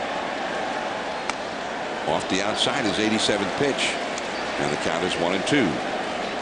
Hideki Matsui is on deck. I mean, the Yankees are knocking him around a little bit, but some other team without the offensive power that the Yankees have, I mean, he could actually be pitching a pretty good ball game. He hasn't made that many mistakes, but every time he makes a mistake, the Yankees make him pay for it. And slider is up and away. 2 balls, 2 strikes to Jorge Posada. Matsui on deck. And the left-hander, Sean Weiss, getting ready in the Mets bullpen. So El Duque may not be long for this game. Lee Randolph looking on from the Mets dugout. El Duque has been excellent this year when he's been healthy for the most part. He got that one by him. Strike 3. Out number 2. Well, he has 6 strikeouts so far in this ball game. 6, and he will not get any more than that because here comes Willie Randolph. So that's going to be it. El Duque, 4 2/3 innings with 2 men on and 2 men out. Matsui, the left-handed hitter, coming up. The left-hander Sean Weiss will be brought in from the Mets bullpen. 6-0 Yankees. El Duque leaves to a round of applause. Disappointing night for Orlando Hernandez, who nonetheless got a very warm ovation from the fans here at Yankee Stadium, who still apparently remember him fondly from those great days when the Yankees were winning World Series year after year. He gives way here to Scott Schoenweiss, the veteran lefty. And Blue Jays and also Cincinnati before becoming a Met this year. It has not been a good year for him. He pitched here yesterday, gave up an unearned run, and also allowed a run to score against Tom Glavine's record. It's been a struggle for him from the start of the season and right up till today. He inherits 2 runners here, and the Mets have been having to use that bullpen more and more as they have been slumping, and the bullpen has not responded well. Matsui, who has singled and scored a run and grounded out, comes up with 2 men on and 2 men out. 0-1, he foul tipped that high fastball. The Mets bullpen, when the year began, they were doing extremely well, but in June it has been a very poor thing to see. Next to last in the league in runs allowed in June, and look at that earned run average, almost 7. They've given up 6 home runs out of the bullpen this month. 2 men on. Abreu at second, A-Rod at first. On the outside corner, strike 2. Reyes was brought in to give them that kind of lefty-righty flexibility. He's one of 3 lefties currently in the bullpen now. You never can tell whether Matsui thought a pitch was a strike or a ball because he never argues. He just takes the pitch and waits for the next one.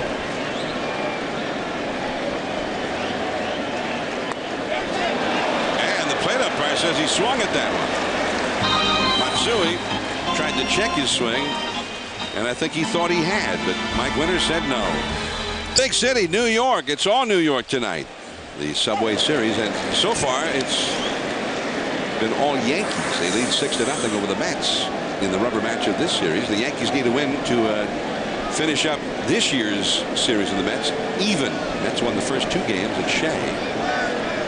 Also won the first game here on Friday in this weekend series as Ruben Gotay. It's a foul. The count is 0-2 to him. When I watched Oliver Perez pitch against Roger Clemens the other day, it was a great game.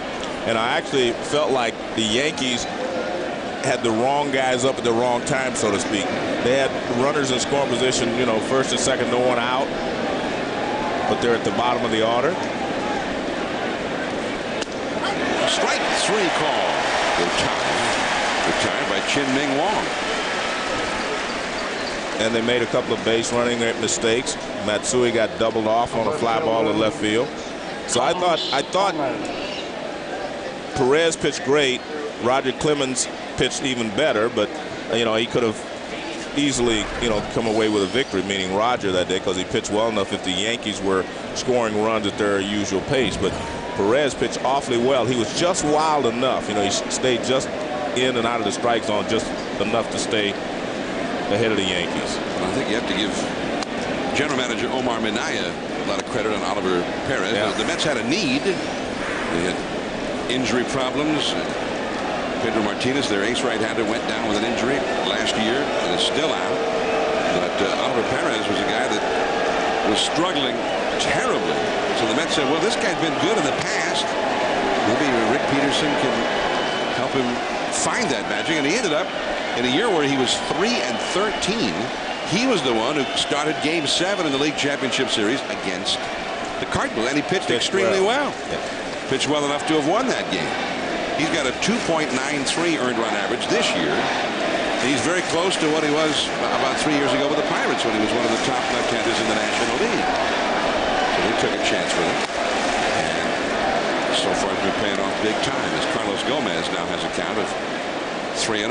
And it's interesting because as good as Wang has pitched since he's been back from disabled list, Andy Pettitte has been their most consistent pitcher, you know, for the Yankees this year, and his record's only 4-4. He lost a lot of ball games because they were not scoring runs. He lost games and some he didn't get a win where he deserved to win. In a no decision as Gomez gets a walk, as Andy Pettitte is only 4-4, and he's got a 2.93 right. ERA. And when I talked to Joe Torre, he said, man, he's been excellent all year. Here's Andy back in New York, as is Roger Clemens, 2 former Houston Astros. Andy Pettitte, you see his numbers for the year. 1 out, 1 on, and leadoff man Jose Reyes now to try and get something going here for the Mets against Chien-Ming Wang. And that's up and away for ball 1. Reyes has flied out to shallow left, and then he hit a single off the glove of Derek Jeter and into shallow center his last time, hitting .320 for the year. 24-year-old Jose Reyes. He just turned 24 last Monday. And the question is always asked, who's the best shortstop in New York now that he is coming into his own, comparing him to Jeter. I don't think it's fair to compare him to Jeter because Jeter has been here, done that, and he's won championships. But if you look at their records after the first 500 games of their career, they're very, very similar. And I actually feel like if he reaches his full potential, he may be the best shortstop, you know, in the history of New York. But Derek Jeter has already done those things, so I still think the edge goes to Jeter by a pretty big margin. Cairo to second one. Jeter back to first. In the dirt, pulled out by Cairo, and Reyes has grounded into an inning-ending double play. Not easy to do against the speedy Reyes. 6-0, the Yankees. to support the awareness of prostate cancer and to help raise funds for prostate cancer research. The disease strikes 1 in 6 American men. And all games around baseball today and tonight having not only the 7th inning stretch, but a 6th inning stretch as well, which they have been observing here at Yankee Stadium. MLB.com has more information on how you can support baseball's initiatives for the ongoing fight against prostate cancer.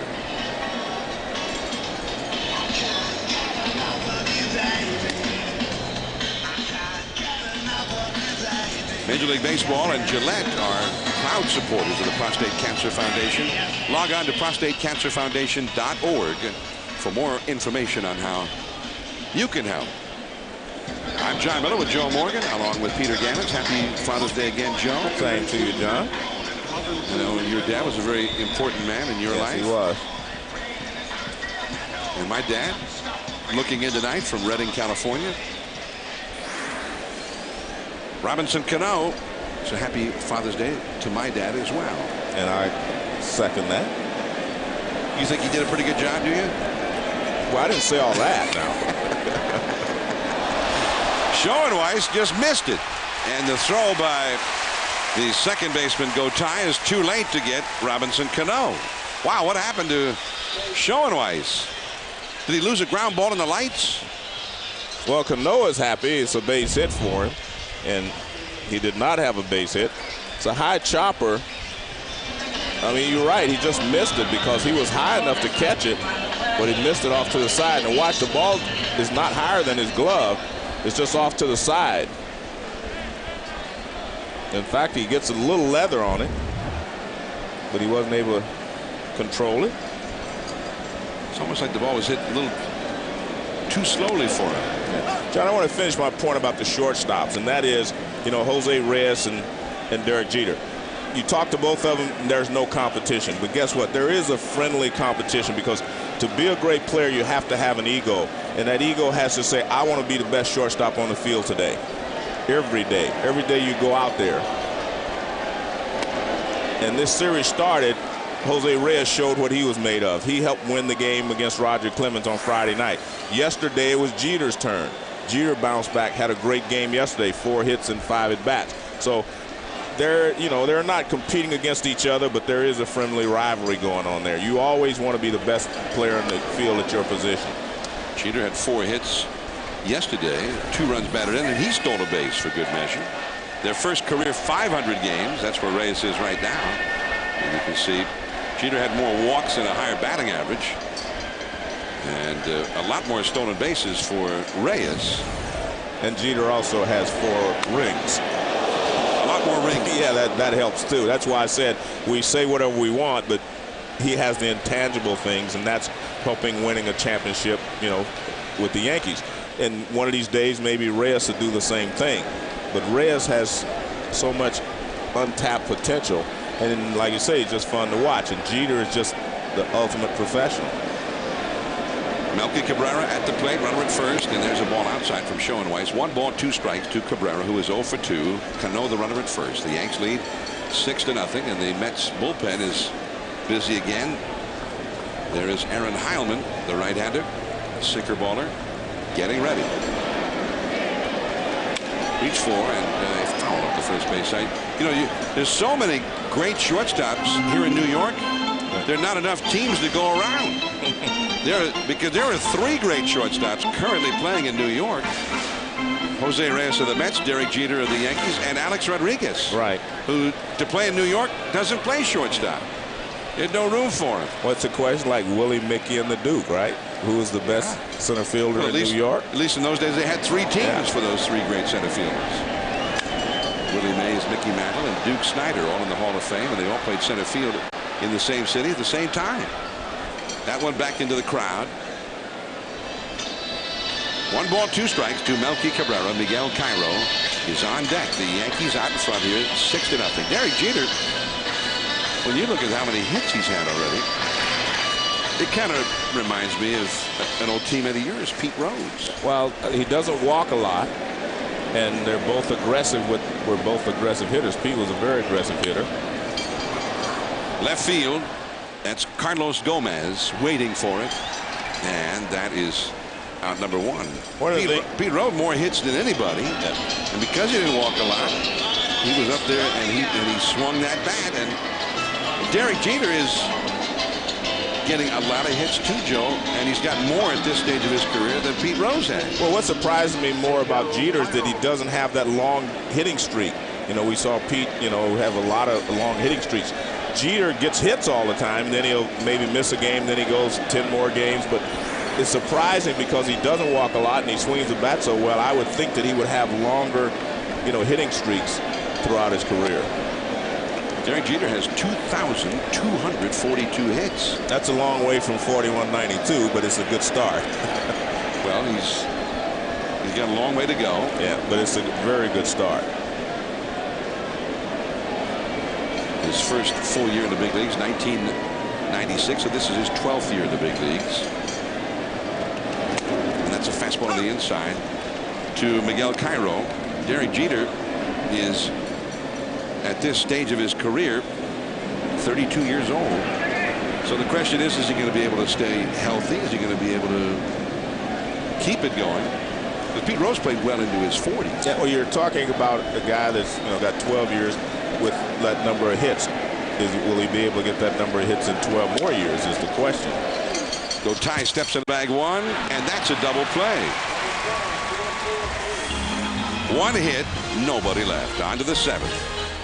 And we'll see Beltran and Wright, some power coming up for the Mets. Monday Night Baseball from Yankee Stadium, New York. The New York Mets, the New York Yankees, interleague play. Chien-Ming Wang has been ace-like tonight. And there's a swinging strike on a slider to Ramon Castro, his first at bat after replacing Paul Oduka, who left with a contusion of his left tricep. He got hit there in the first inning with a pitch. Castro followed by Carlos Beltran and then David Wright. 6-0. The Yankees are leading. And that's a strike call to the outside. 0-2. We were talking about Derek Jeter in relation to Pete Rose. Jeter, who gets a lot of hits, and he's got 2,242 already at age 32.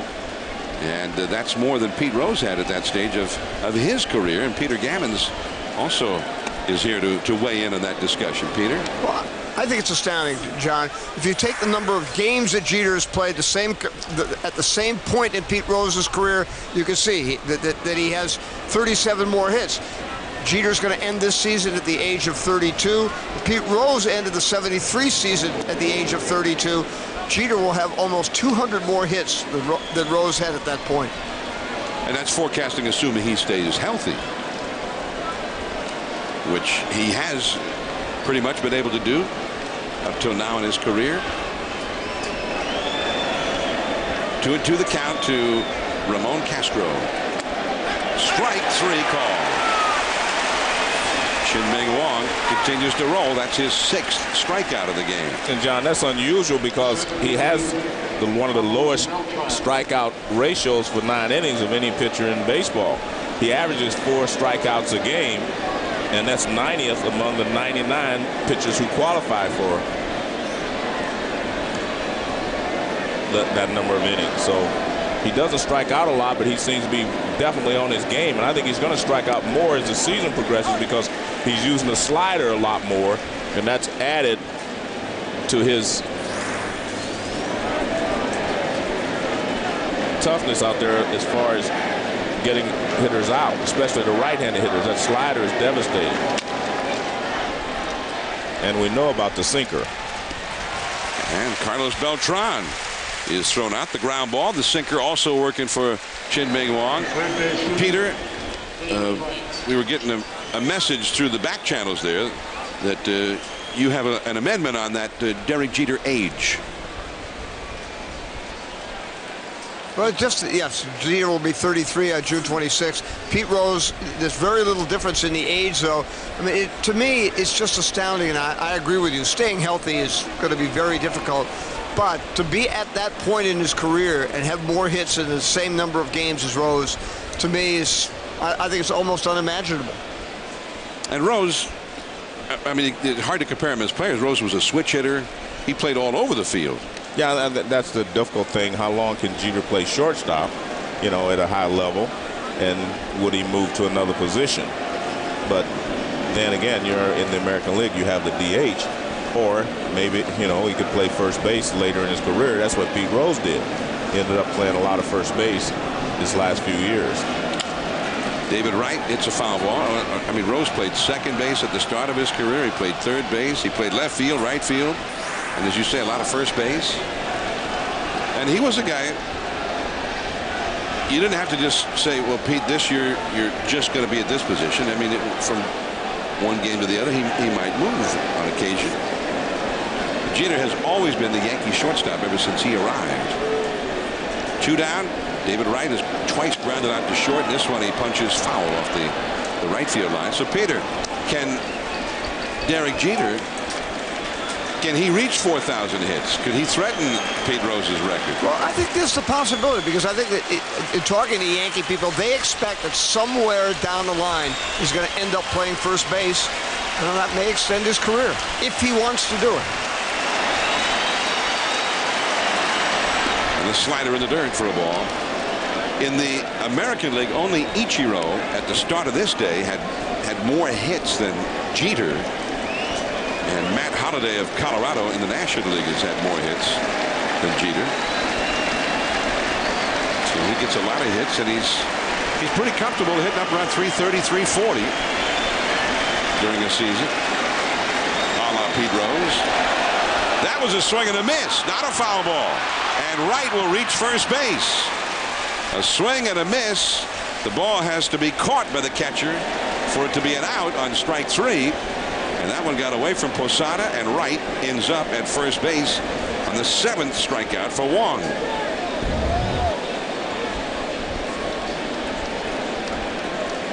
Well, it's a wild pitch. The ball bounces in front, and Wright swung at it anyway. But Posada tried to block it, and it bounces away. It hits off the heel of his glove and bounces away, and no chance for him to chase it down and throw Wright out before he gets to first base. So that keeps the inning going. That's the 7th strikeout for Wang, which is a season's high for him. The most strikeouts he's had in a game this year. And when he was just relying strictly on the sinker and the change, he wasn't going to get that many strikeouts. But again, I think the slider is the key pitch for him. And Joe Torre said he's getting better each time he goes out there. The slider's getting better. Carlos Delgado is grounded out and struck out. Very high for ball 1. Only the 78th pitch of the night thrown by Wang. And now Posada didn't like something there, and he's out to talk to Chien-Ming Wang. But John, if you have a dominant pitch, he has a great sinker. Some guy that has a great curveball. What that does is it makes your other pitches better, because everyone has to look for those pitches. And what's happening with Wang is they're looking for the sinker. He's throwing more sliders, more changeups, and they're not able to adjust. Wang, with his season's high in strikeouts, he is not allowed to run. He's only allowed 2 hits to the Mets. Changeup, strike. And it's a ball and a strike now to Carlos Delgado. See, normally he would throw a fastball in that situation, his good sinker, but now he has confidence in his other pitches, and he's using them. Wang does not often allow home runs. This stuff just prevents that most often. But that's a solid base hit, a line drive. It will go to the wall. Abreu plays the carry. Wright is going to be waved around third. Cano's relay offline, and Wright scores all the way from first on the double by Delgado, the first run of the night for the New York Mets. The one thing you notice when you're around the Mets today, even though they've struggled a little bit in the last couple of weeks, their confidence level is still high. They're still relaxed. You know, they'd lost 10 of their last 12 ball games. But I talked to Delgado before the game, and he was so relaxed. He said, hey, man, we're all right, and I'm okay. And even though he's been struggling, not up to the standards that he set for himself, but he said his wrist was fine, so it wasn't a health issue. It's just a matter of getting his timing down and getting things going. He got off to a very slow start. Then he, in early May, started hitting some home runs, but then down into a slump again as Valentin takes ball 1 too low. So the Mets fans in attendance at Yankee to make some noise. Valentine doubled his last time.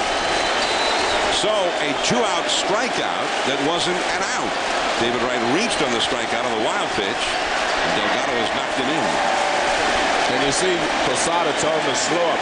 I think one of the most underrated things about Posada is the way that he handles these pitchers and his pitching staff. I think he does a fabulous job of getting the most out of the pitchers that they have here. Ron Guidry out to talk to him now. Guidry, who was a great Yankee pitcher, a 25-game winner the year that they came from 14 games out in 1978. The All-Star game is just a few weeks away now, and the night before the All-Star game, a great night of All-Star programming on ESPN, the Home Run Derby, starting at 8 o'clock Eastern, and then the first edition of The Bronx is Burning, which goes back to dramatize the real-life events around that Yankee team in 1977. And then the Taco Bell All-Star Legends and Celebrity Softball game will finish the night. It'll be on Monday night, July the 9th. And John, I was talking about how Posada, handled his pitchers. And it was never more prevalent than what we saw with Clippard that day when he pitched against the Mets in Shea Stadium. He handled Clippard perfectly in his first big league start. Clippard with the Yankees really ailing. They'd lost the first 2 games of that series. They were struggling big time. And Tyler Clippard, in his major league debut, beat the Mets. And a pop-up by Valentine. Alex Rodriguez, there's not much foul room over there. Can't go in and get it. And if you're Valentine, you're not going to get a better pitch to hit than that last pitch. That was a fastball pretty much in the middle of the plate. He was a little late on it. Wang's stuff usually drops and sinks sharply. This pitch just stays right there, and he fouls it off. Watch where this pitch ends up. Pretty much in the middle of the plate, right in the middle, right there. You're not going to get a better pitch to hit against Wang than that. So now you could be in trouble, because if he makes a good pitch, you're definitely in trouble. And the big crowd, many rise to their feet now, offering support for Chien-Ming Wang. And right there is Cano. Man. Hit hard, but right at it. 1 run for the Mets. Middle of the 7th inning. 6-1. The Yankees are leading the top of the order coming up. In fact, there goes one right now. Just outside Yankee Stadium, where the Yankees lead the Mets 6-1 as we head to the last half of the 7th inning. I'm John Miller, along with Joe Morgan and Peter Gammons. 29 years ago tonight was a great night at Yankee Stadium, among so many great days at night here. Ron Guidry, now the pitching coach. That was the night he was dubbed Louisiana Lightning. Watch these strikeouts mount up against some pretty good hitters with the Angels. He struck out 18 of them when it was all over with. Thurman Munson, the catcher. Chris Chambliss, the first baseman, and one of his fellow aces, Tommy John, came out to shake his hand afterward. That set a Yankee record and remains to this day the Yankees' single-game strikeout record. Ron Guidry, and that was the year. Guidry was 25-3 that season, and that is a ball too low from the Mets reliever Aaron Heilman in to pitch. There's Ron Guidry, 25-3 that year, including that final game with the Red Sox, the playoff game, the 1-game playoff. The Yankees, who were down 14 games to the Red Sox July the 19th, came back and ended up winning the division, and they ended up in the World Series that year. Can they do something similar this year? They were 8.5 behind the Red Sox at the start of this game, but they were 14.5 back of Boston 2.5 weeks ago. The Lowe's home team advantage, and his numbers that night, that gives any team an advantage, home or road. 9 innings, he gave up just 4 hits, had 2 walks, 18 strikeouts. Apparently 15 of them were the first 6 innings. And Phil Rizzuto, the Hall of Fame shortstop, who was a longtime broadcaster for the Yankees when his career ended, that night he dubbed him Louisiana Lightning. The nickname stuck.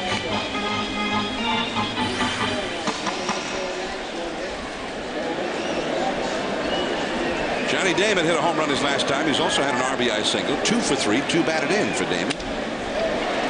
Ooh, nice play by Gotay. His body was saying, get out of here. And the glove stuck up there and made the play. Well, that's just good hand-eye coordination, good reaction there. Because he got a high hop, which makes it easier, but you got to be very quick to be able to snatch it out of the air. Gives you a little smile. And watch, it's a hot, bounces up. Now it's just more of a reaction. But a nice play by Gotay. So is that the way you did it at second base? No, I was below that. I stayed below that level. You mean you started below it? Yeah, stayed there. Because he kept the glove there, and the rest of his body was just saying, just what are you doing still here? Now Derek Jeter, 1 hit tonight. He is singled and twice struck out. Hello. And Jeter does kind of dive in toward the plate a little bit. Well, he definitely dives in, but he can get out of the way, as we saw there. You know, we've seen 2 guys hit tonight, and they haven't been able to, you know, get back out. But again, it's easy to say from up here to get out of the way. But we saw that ball tailing in on Jeter, and he was able to avoid being hit. He's been hit 6 times this year. Alex Rodriguez has been hit 9 times. That one ran in again. Maybe what Heilman was trying to do with that first pitch. Jeter fouls it off to the right. Aaron Heilman, and when the season began, we were counting on him to be a late inning setup man. But he too has slumped a little bit. His earned run average up to 3.86. Although he's been tough to hit. Hitters with a 207 collective batting average against him. Right to his feet. He just got him. What a play. Well, not only that, I mean, to throw it across the diamond from that deep behind the bag that accurately without having the time to straighten yourself up and take your time. Now look how deep he is. He goes down the line. Now he doesn't have time because Jeter runs quickly down the line, and he doesn't have time to size up the throw. He just has to get rid of it, and a good strong arm nips Jeter at first base. Just barely got him. Nice play by David Wright. Jeter, you know, I thought Jeter maybe just might, if he could stay healthy, close in on Pete Rose, but now I'm thinking it can't happen. John, I was telling you about the fact that I was surprised he didn't have longer hitting streaks. Well, I want to congratulate Brandon Watson, who is playing in International League. He set an International League record today with his 43rd consecutive game hitting streak. It was a record that has been standing for 95 years. He's a kid that plays in the Washington Nationals AAA team. Actually, I had a chance to see him work out this winter, and he has a lot of skills. Brandon Watson. He had a 43-game hitting streak. He extended it today to 43. So he tied the record yesterday. So you mean it's still going? Yeah, he tied the record yesterday at 42. It was a 95-year-old record, and then he broke the record today. Congratulations. Yeah. Bobby Abreu with a count of 2-1. The Yankee bullpen is busy. There is, well, Andy Pettit is just getting some work in, I'm guessing, Joe. Although we did see him come in a game in Boston. That was a tie game. Back in April. Yeah, well, that was a tie ball game. Well, that's when they were having a hard time having any pitcher go more than 3 innings. Right? The starting pitchers were knocked out by the 4th or 5th inning every night. And especially that weekend in Boston, they were getting beat up. And Pettit, it was his night to throw on the side. And so he said, well, I'll throw later. And Joe Torre used him for an inning. Abreu, Delgado, the unassisted out, and Aaron stranded on deck. Now to the 8th inning. Sean Green coming up for the Mets. 6-1 Yankees on Silent Armor Technology. John Miller, Joe Morgan, Peter Gammons with you from Yankee Stadium. 6-1. The Yankees lead the Mets. As Chien-Ming Wang back for the 8th inning facing Sean Green. And John, we've talked about, you know, the troubles that the Mets have had, you know, in their bullpen, etc.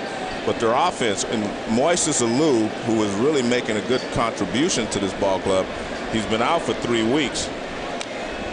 And they don't know exactly when they're going to get him back. So, I mean, he was a big part of their offense.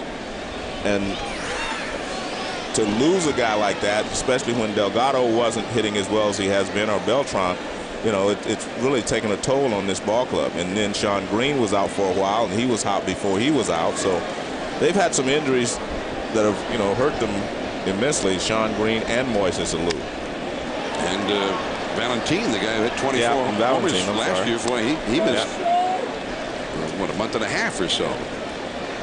1-2 the count to Sean Green. That's why I'm thinking of asking Peter Gammons, because he's got his finger on the pulse of all the trade winds that seem to be blowing.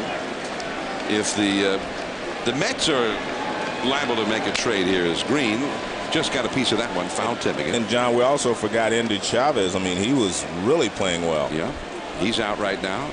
Real valuable member of this ball club. But Peter, what are you hearing about the Mets? Well, John, I think I'm told that Omar Minaya is one of the most proactive general managers going. He clearly wants a starting pitcher first. He's talked to Kenny Williams about Mark Burley. Kenny hasn't made up his mind yet, but I do think something could happen between those two teams, because they can trade lasting knowledge with Carlos Gomez here and Fernando Martinez in Double-A. So they got some prospects that teams desire. Absolutely. And now they've also talked to the Astros a little bit about Brad Lidge, but it's awfully hard to put together enough young players to be able to get two experienced pitchers. It's just not where the market's going. So he's apparently a little concerned about what's happening with his bullpen then, too, if he's talking about Brad Lidge. Absolutely. Brad Lidge is very close to Billy Wagner. Of course, he's set up for Billy in Houston, and Billy has really been pushing for that.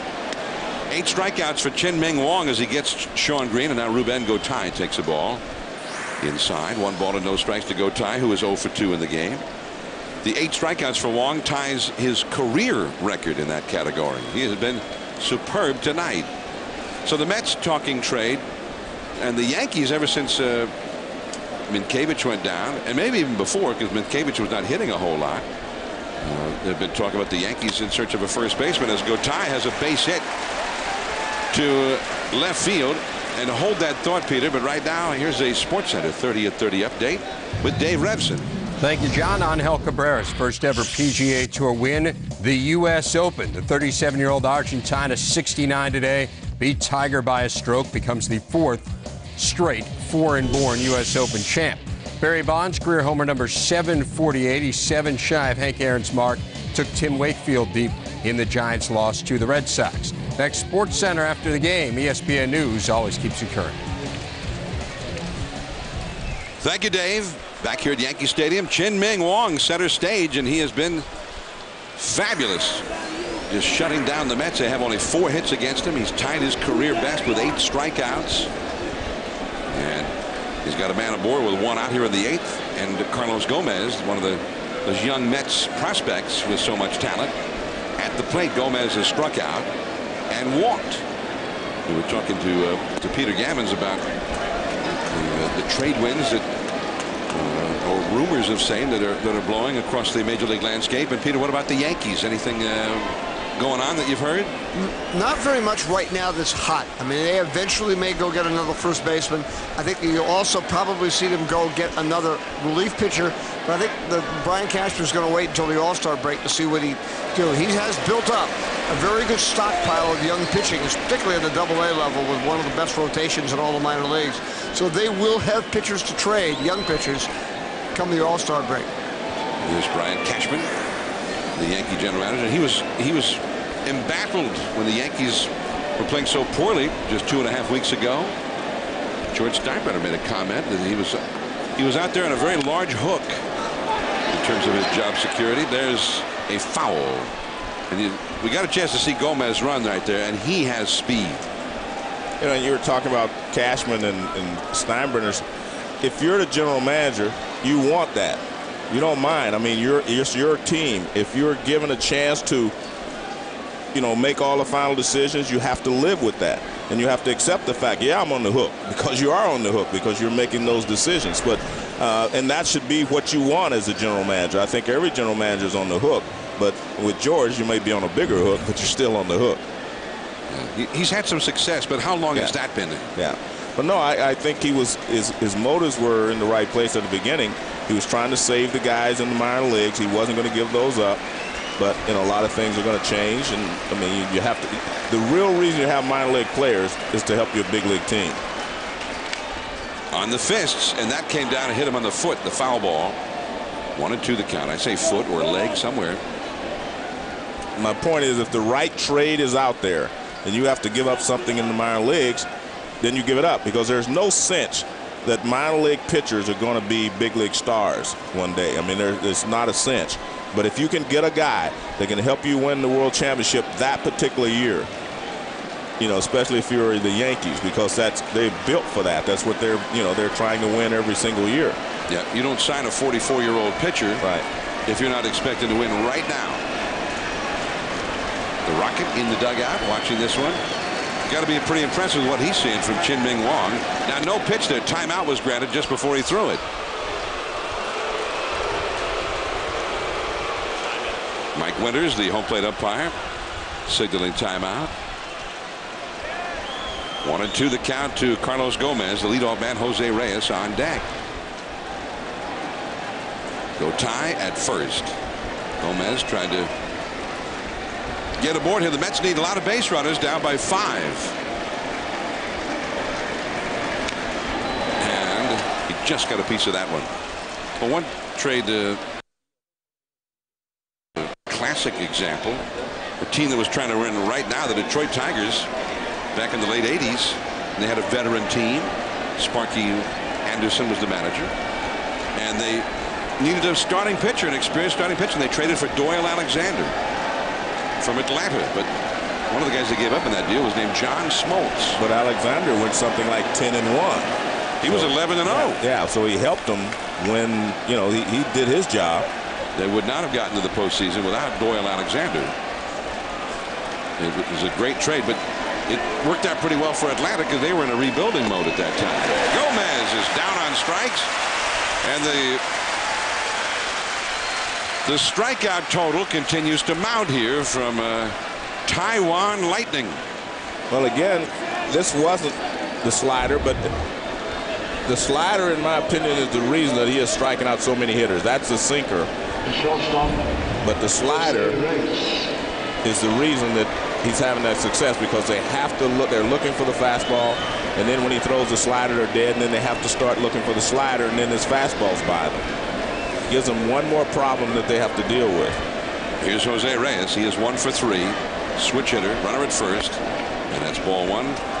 So I take it you don't feel that Taiwan Lightning has that ring to it like Louisiana Lightning? No, a little different process in the way they get it done. All right, well, I'm going to work. See, I didn't have much time to think of one, Joey. I didn't know he was such a strikeout pitcher. He didn't either. He'd never had this many in a big league game. This is his career record. 2-0 the count, and that was his 100th pitch of the night. Chien-Ming Wang. Chien-Ming Wang, who was raised by what he thought were his parents, and he still to this day calls them his mom and dad. But he found out later that they were not actually his birth parents. The people who were his birth parents, he thought were his aunt and uncle. They gave him up for adoption when he was an infant. But I think you found out a lot about Chien-Ming Wang when he found out what the truth of the matter was. He said that it was not upsetting to him because he liked the other people too. And now, with his big league salary, he helps support both sets of parents. The changeup. And that had Reyes almost screwing himself into the ground.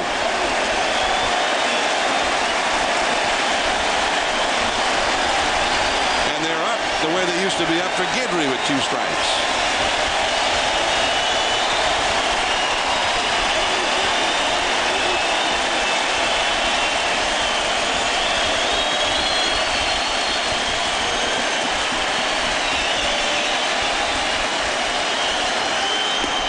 Too low with a sinker at 95 miles an hour on his 103rd pitch of the game. 3-2. Ramon Castro, the catcher, would be next. Ruben Gotay at first base will be running First baseman Cairo plays behind him. Everybody standing at Yankee Stadium. Chien-Ming Wang, 3-2 the count. The runner goes. He struck him out. And in the 8th inning, he strikes out the side and reaches double figures. A 10 strikeout game for Chien-Ming Wang. Sunday night baseball from New York. The New York Mets trailing the New York Yankees 6-1 as Alex Rodriguez takes a little bit low on a changeup from the Mets reliever Aaron Heilman. Alex Rodriguez started the scoring tonight with a booming home run to straightaway left field in the back of the visitors bullpen. His 27th homer of the year. He hit a sacrifice fly his next time up and walked the time after. So A-Rod, who started the scoring in this one with a memorable home run against El Duque. What a blast it was. A soaring, majestic drive to the back wall of the bullpen out there. Well, I think Alex is working his way toward being a true Yankee. You think he's... Yeah, he's getting close. You think he's getting close? Yeah. Whatever that means, I just think that he is just having a fabulous year. And maybe by October, a true former Yankee. Yeah. That's a ball inside. Of course, that's a well-documented and much talked about aspect. His contract, he could declare himself a free agent at the end of this year. He has an option to do that. Well, Johnny's got 73 RBIs, and this is his 67th game. 27 homers, 73 batted in 67 games. And remember, he hit 35 home runs total last year. Yeah. What a terrible year that was. Yeah, exactly. So I recall he only had about 105 RBIs or something. Well, he may have that 100 RBIs before the All-Star break this year. 2-2 the count. I just think you have to give him a lot of credit for, you know, handling everything that was thrown at him. Remember, the fans were booing him last year. Everybody's trying to decide whether his ego could handle New York. You know, I mean, this big stage. They were wondering if could be a big fish in a big pond. He had been a big fish in a small pond in Texas before he came here. Fastball away from Heilman. Well, he's got 27 homers. The next most home runs hit by a Yankee this year is 8. Well, before Sheffield, you know, when Sheffield was here, the two of them would hit 30 home runs plus. But they do not have that type of power anymore. Shot left center field. Gomez will have to chase it out near that 399 marker, and Rodriguez has a double, his 15th of the year. And that's why I said in the opening, we can talk about the great years everyone else is having, but he is still the guy, and everything's going to revolve around him for the rest of this season. That was a fastball, that changeup. Well, it looks like a changeup, but it was right in the middle of the plate. I mean, you can see, I mean, that's just a perfect swing. Very level. But I still think the best swing I've seen him make all year was the home run he hit off of Papelbon, because I thought that was just an unbelievable swing against one of the great relievers in the game. And a huge win for the Yankees on that swing. So A-Rod's at second, and here is Posada, who is 0 for 3 in the game. With A-Rod at second, Joe, I've been wanting to ask you this trivia question, because I know you love it. That's a strike. The Excedrin trivia question. Which current Yankee was born the day Ron Guidry made his major league debut? There's one of these guys playing here tonight was born the day that Guidry got into his first major league game. Was it Jason Giambi? Was it no, because he's on the disabled list. Was it Derek Jeter? Was it Mariano Rivera? Or was it Alex Rodriguez? Who was born on the day that Ron Guidry made his major league debut? Well, since everything else is revolving around A-Rod right now, I'm going to say A-Rod. Man, you were good. I was? Guidry made his major league debut on July 27th, 1975. There's the man himself. And on that same day, one Alex Rodriguez came into this world. Log on to ESPN.com and search Excedrin to answer additional trivia. Now, that doesn't sound like if that doesn't sound like a great Yankee was born, then what does? But is he going to remain a Yankee, or is he going to be a former Yankee? 1-2 the count to Posada. Look out. I don't have any inside information or anything, but with the year that he's having, I think he's going to stay. Now, if he becomes a free agent, you think there'll be any other teams that will try to sign him? Not many that could afford him. That's the other key. There are not a lot of teams that could afford him. Besides, I still think he likes being a big fish in a big pond. Well, he looks like he's enjoying it this year, that's for sure. As Posada rips one, right field, gone! A home run!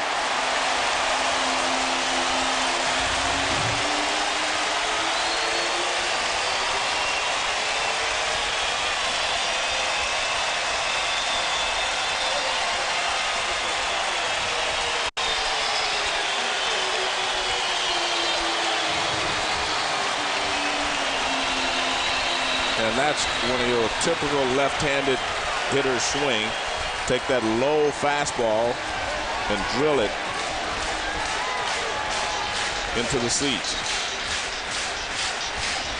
Willie Randolph takes the ball from Aaron Heilman, who gave up a line drive home run over that 300.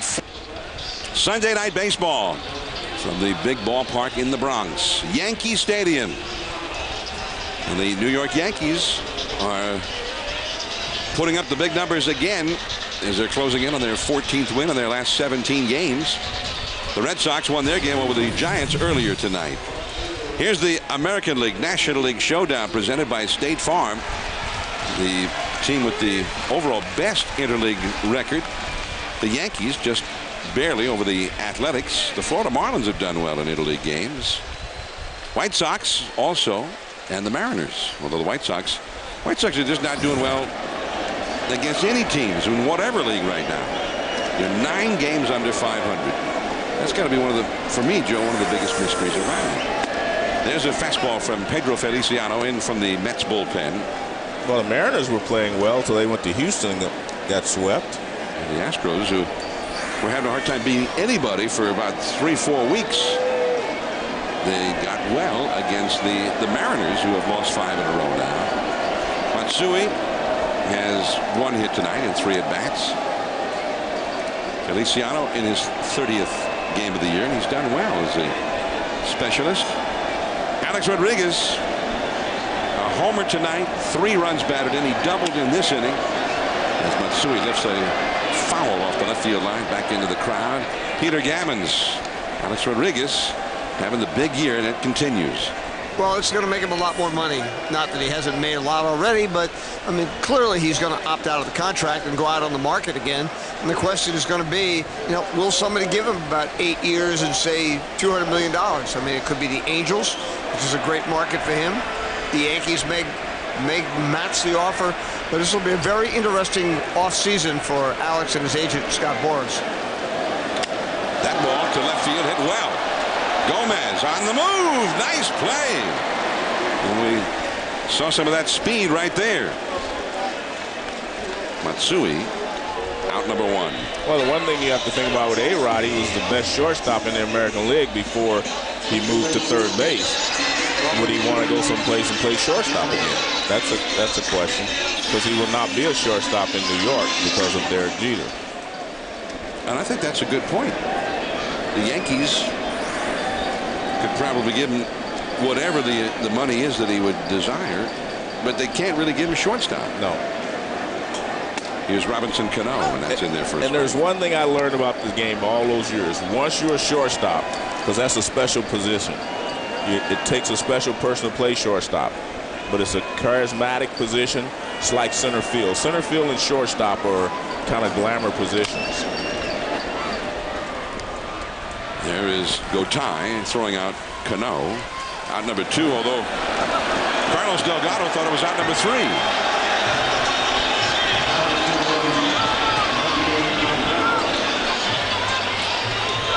So Delgado, he was ready to go in for the 9th inning.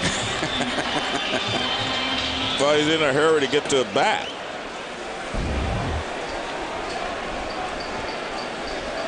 Ty made the play, and Delgado said, okay, let's go up and hit. One more. Wait a minute. And there for a strike to Melky Cabrera. He's hitless tonight. The Yankees lead 8-1. They've hit 3 home runs in the game. A-Rod, Damon, and Posada. Posada's great year continuing. Little tap up the first base side. And nobody's covering. And he beats it out. Pedro Feliciano focused on picking that one up, not letting it roll foul. And then he kind of forgot the second part of that equation. That was pretty weird, Joe. Well, I thought he was going to try to pick it up and tag him, but his momentum carried him across the line, and he wasn't able to catch it. Now watch, I thought right here, pick it up and tag him. But he ran across the line, and then he didn't have a chance. Right there, all you got to do is stop, but I guess you do not want to stop in the middle of a freeway either. Melky was flying down the line. Now here's Miguel Cairo. And that's off the outside. Cairo has doubled home a run, grounded out, and grounded into a double play. 8-1, the Yanks ahead here in the last of the 8th inning. Peter, you hearing any other trade rumors? We talked about the Yankees and the Mets, possible trades. Anybody else talking trade that you're hearing? Well, there's been a lot of discussion about Eric Gagne from Texas, and Detroit is very interested. Cleveland's talked to them. There are a number of teams because there are so few teams that, you know, that really have any depth in the bullpen. So that's a name I think for certain he'll go before the trading deadline. Well, the question is he healthy? And that's the question, Joe. I mean, he has gotten thrown up to 94 miles an hour, and with his changeup, I mean, it's not exactly Trevor Hoffman, but he can be like that. But the only problem is, can he repeat? You know, a couple of scouts have seen him pitch back-to-back nights, and the velocity hasn't been there the second night. Well, he wrapped one up today, and his numbers for the amount of time that he's pitched this year are excellent. I think it's 18 innings and only 9 hits allowed. And everyone knows about the heart. I mean, if he can repeat back-to-back games, you know that he's tough enough to be outstanding. Down the right field line and into the crowd. So the count is now full, 3-2 to Miguel Cairo. Also, some of the teams that you've heard rumored interested in Gagne, such as the Tigers, for instance. These teams have closers already. Are teams looking at him as a closer, or would teams like to put him in a setup role? In some cases, a setup role. I think they're just a combination. I mean, Todd Jones has done a wonderful job for the Tigers, but they really miss Joel Zumaya, and he might not be back this year. Still 3-2 to Miguel Cairo. Another name I keep hearing is a guy who hit 2 home runs today for the Reds, Adam Dunn. Got 19 home runs, and been a lot of talk swirling around him. It could be. I mean, the Dodgers are not interested. There are a few teams that have inquired. The problem is he has options for $13 million each of the next 2 years. If he's traded, he's out of those options, and he can become a free agent at the end of the year. That pitch went behind Cairo, and it hit him. That's why Castro was not chasing the ball. Melky Cabrera said, well, nobody's going to chase it. I'm just going to go to third. But the ball is dead when it hits the batter. So Cairo is aboard and hit by the pitch. 2 men on with 2 men out, and the leadoff man, Johnny Damon, is coming up. Damon has had a single and a homer tonight and a couple of runs batted in. And Joe, I think we talked about this earlier this year. Ken Griffey Jr. is a name that comes up as well with the Reds. But Griffey has a say in it, personally. Yeah, well, he has a no trade, and he's having a good year now. Hitting over 280, 18 home runs. I don't know if he hit a home run today or not, but not today. He's been hitting home runs in bunches lately. He's closing in on 600. Yeah, well, he's about 6 behind Mark McGwire at this point. 2 behind McGwire. Okay. Oh, 2 now to David. Sammy Sosa has 599. Griffey 581. McGuire's at 583. And a pop-up. David Wright will give way to Reyes, and that's the inning. One last chance for the Mets with Castro, Beltran, and Wright. Delgado will be due up fourth. Chien-Ming Wang. Thanks, guys. Coming up on SportsCenter, Derek Jeter is the Sunday conversation on SportsCenter right after the ball game. Ball one from Chien-Ming Wang, who has 10 strikeouts. He set a career record tonight. Ramon Castro was one of those strikeout victims in his only at bat. That was in the 7th inning. Left center field on the move is Matsui. He'll have to chase it, and that bounces over the wall. An automatic double. That's out into that Death Valley area here at Yankee Stadium. Well, we talked about Wang, the difference that Joe Torre told us about, and that was his slider and his changeup. Let's take a look at how he's used his slider and his changeup throughout the ball game. There's one strikeout with a nice slider, another one to Beltran with a slider in the dirt. Slider to Wright, and here's the changeup. Beltran chases the changeup. Changeup down. I mean, you can see what he's doing. He was able to get Reyes there with the changeup on a 2-1 pitch. But those are the pitches. That's the reason I think we've seen him set a career high as far as strikeouts with 10, because the slider has really helped him and the changeup has helped him to keep the hitters off balance, because before they were all looking for the sinker. And you can make contact with the sinker if that's what you're looking for. When you have to look for more than that one speed, it makes a big difference. Beltran, he's been mean to him tonight. Beltran is 0 for 3. He has not hit the ball out of the infield. He's hit a double play ball. He struck out. Grounded out to second his last time. These are hard times for Beltran. When I talked to him today, John, he said his quad was still not 100%. So, you know, that's probably one of the reasons that he's struggling a little bit, although he seems to be getting pretty good jumps in the outfield, but he's not swinging the bat as well. It's going to be a foul off the right field line. Into the crowd. And we saw Big Papi in Boston. He had hamstring problems. He wasn't hitting the ball out of the ballpark either. 1-2 the count. The Mets will drive back to Shea after the game, and they'll meet the American League Central Division champions from last year, the Minnesota Twins, for 3 days. The Twins, those are not easy games. The Twins are a real tough team, and they hit extremely well. Torrey Hunter's just had he's got a chance maybe to have his best all-around year, and he's doing it at a good time. A free agent at the end of the season, and he's being compared with some of the other free agents to be Andrew Jones, Ichiro. Some of the guys are going to be out there in the market if they're not signed before the season is over. Mets then play the Athletics next weekend. The defending National League, or in fact, the defending world champion Cardinals after that. And Beltran gets his first hit of the game, and it will be just a single as Abreu played that one quickly and got it back. Scoring is Castro, an RBI single for Carlos Beltran. 2 straight hits to start the inning against Chien-Ming Wang. Well, not only that, John, that pitch is up.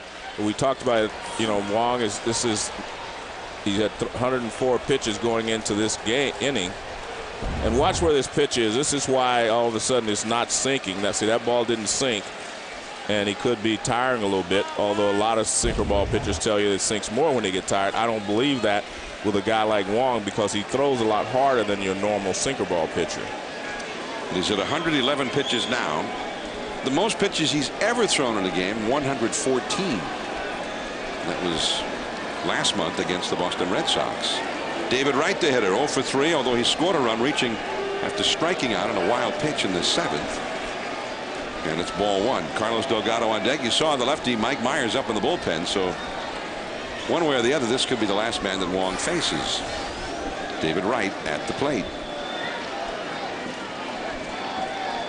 8-2, the Yankees are leading. Chien-Ming Wang, 10 strikeouts, and only 1 walk allowed in this one.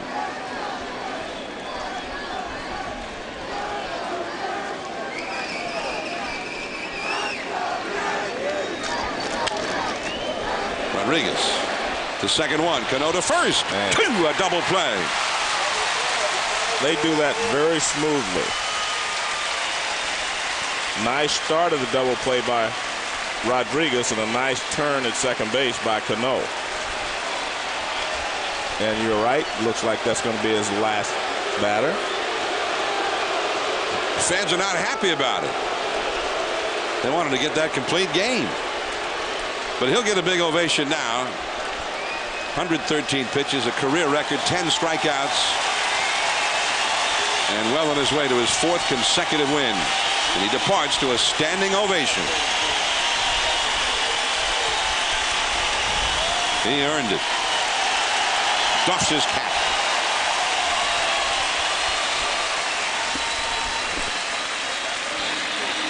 The toast of Taiwan and the big city of New York. 10 strikeouts. And he is our Chevrolet player of the game. And for his outstanding performance tonight, Chevrolet will make a $1,000 contribution to Major League Baseball's youth outreach program, reviving baseball in inner cities. Congratulations to Chien-Ming Wang. Carlos Delgado to face Mike Myers. This is not a safe situation. But, and I'm not sure exactly the point, Joe, but because when that double play was hit, I thought, well, hey, now he's going to be able to finish this game, maybe. But Joe Torre had his mind made up, and that's it. Here is Delgado. This is, maybe it's a matchup that's just too good to pass up. It's the last chance for the Yankees against the Mets. Delgado, as you see his season's numbers, he did not get a run with a double tonight. Yeah, but he's 3 for 13 against Myers with 9 strikeouts in those 13 at bats. So Joe just could not pass up those numbers, apparently. 0-2. Next Sunday we'll be in Atlanta. More interleague play.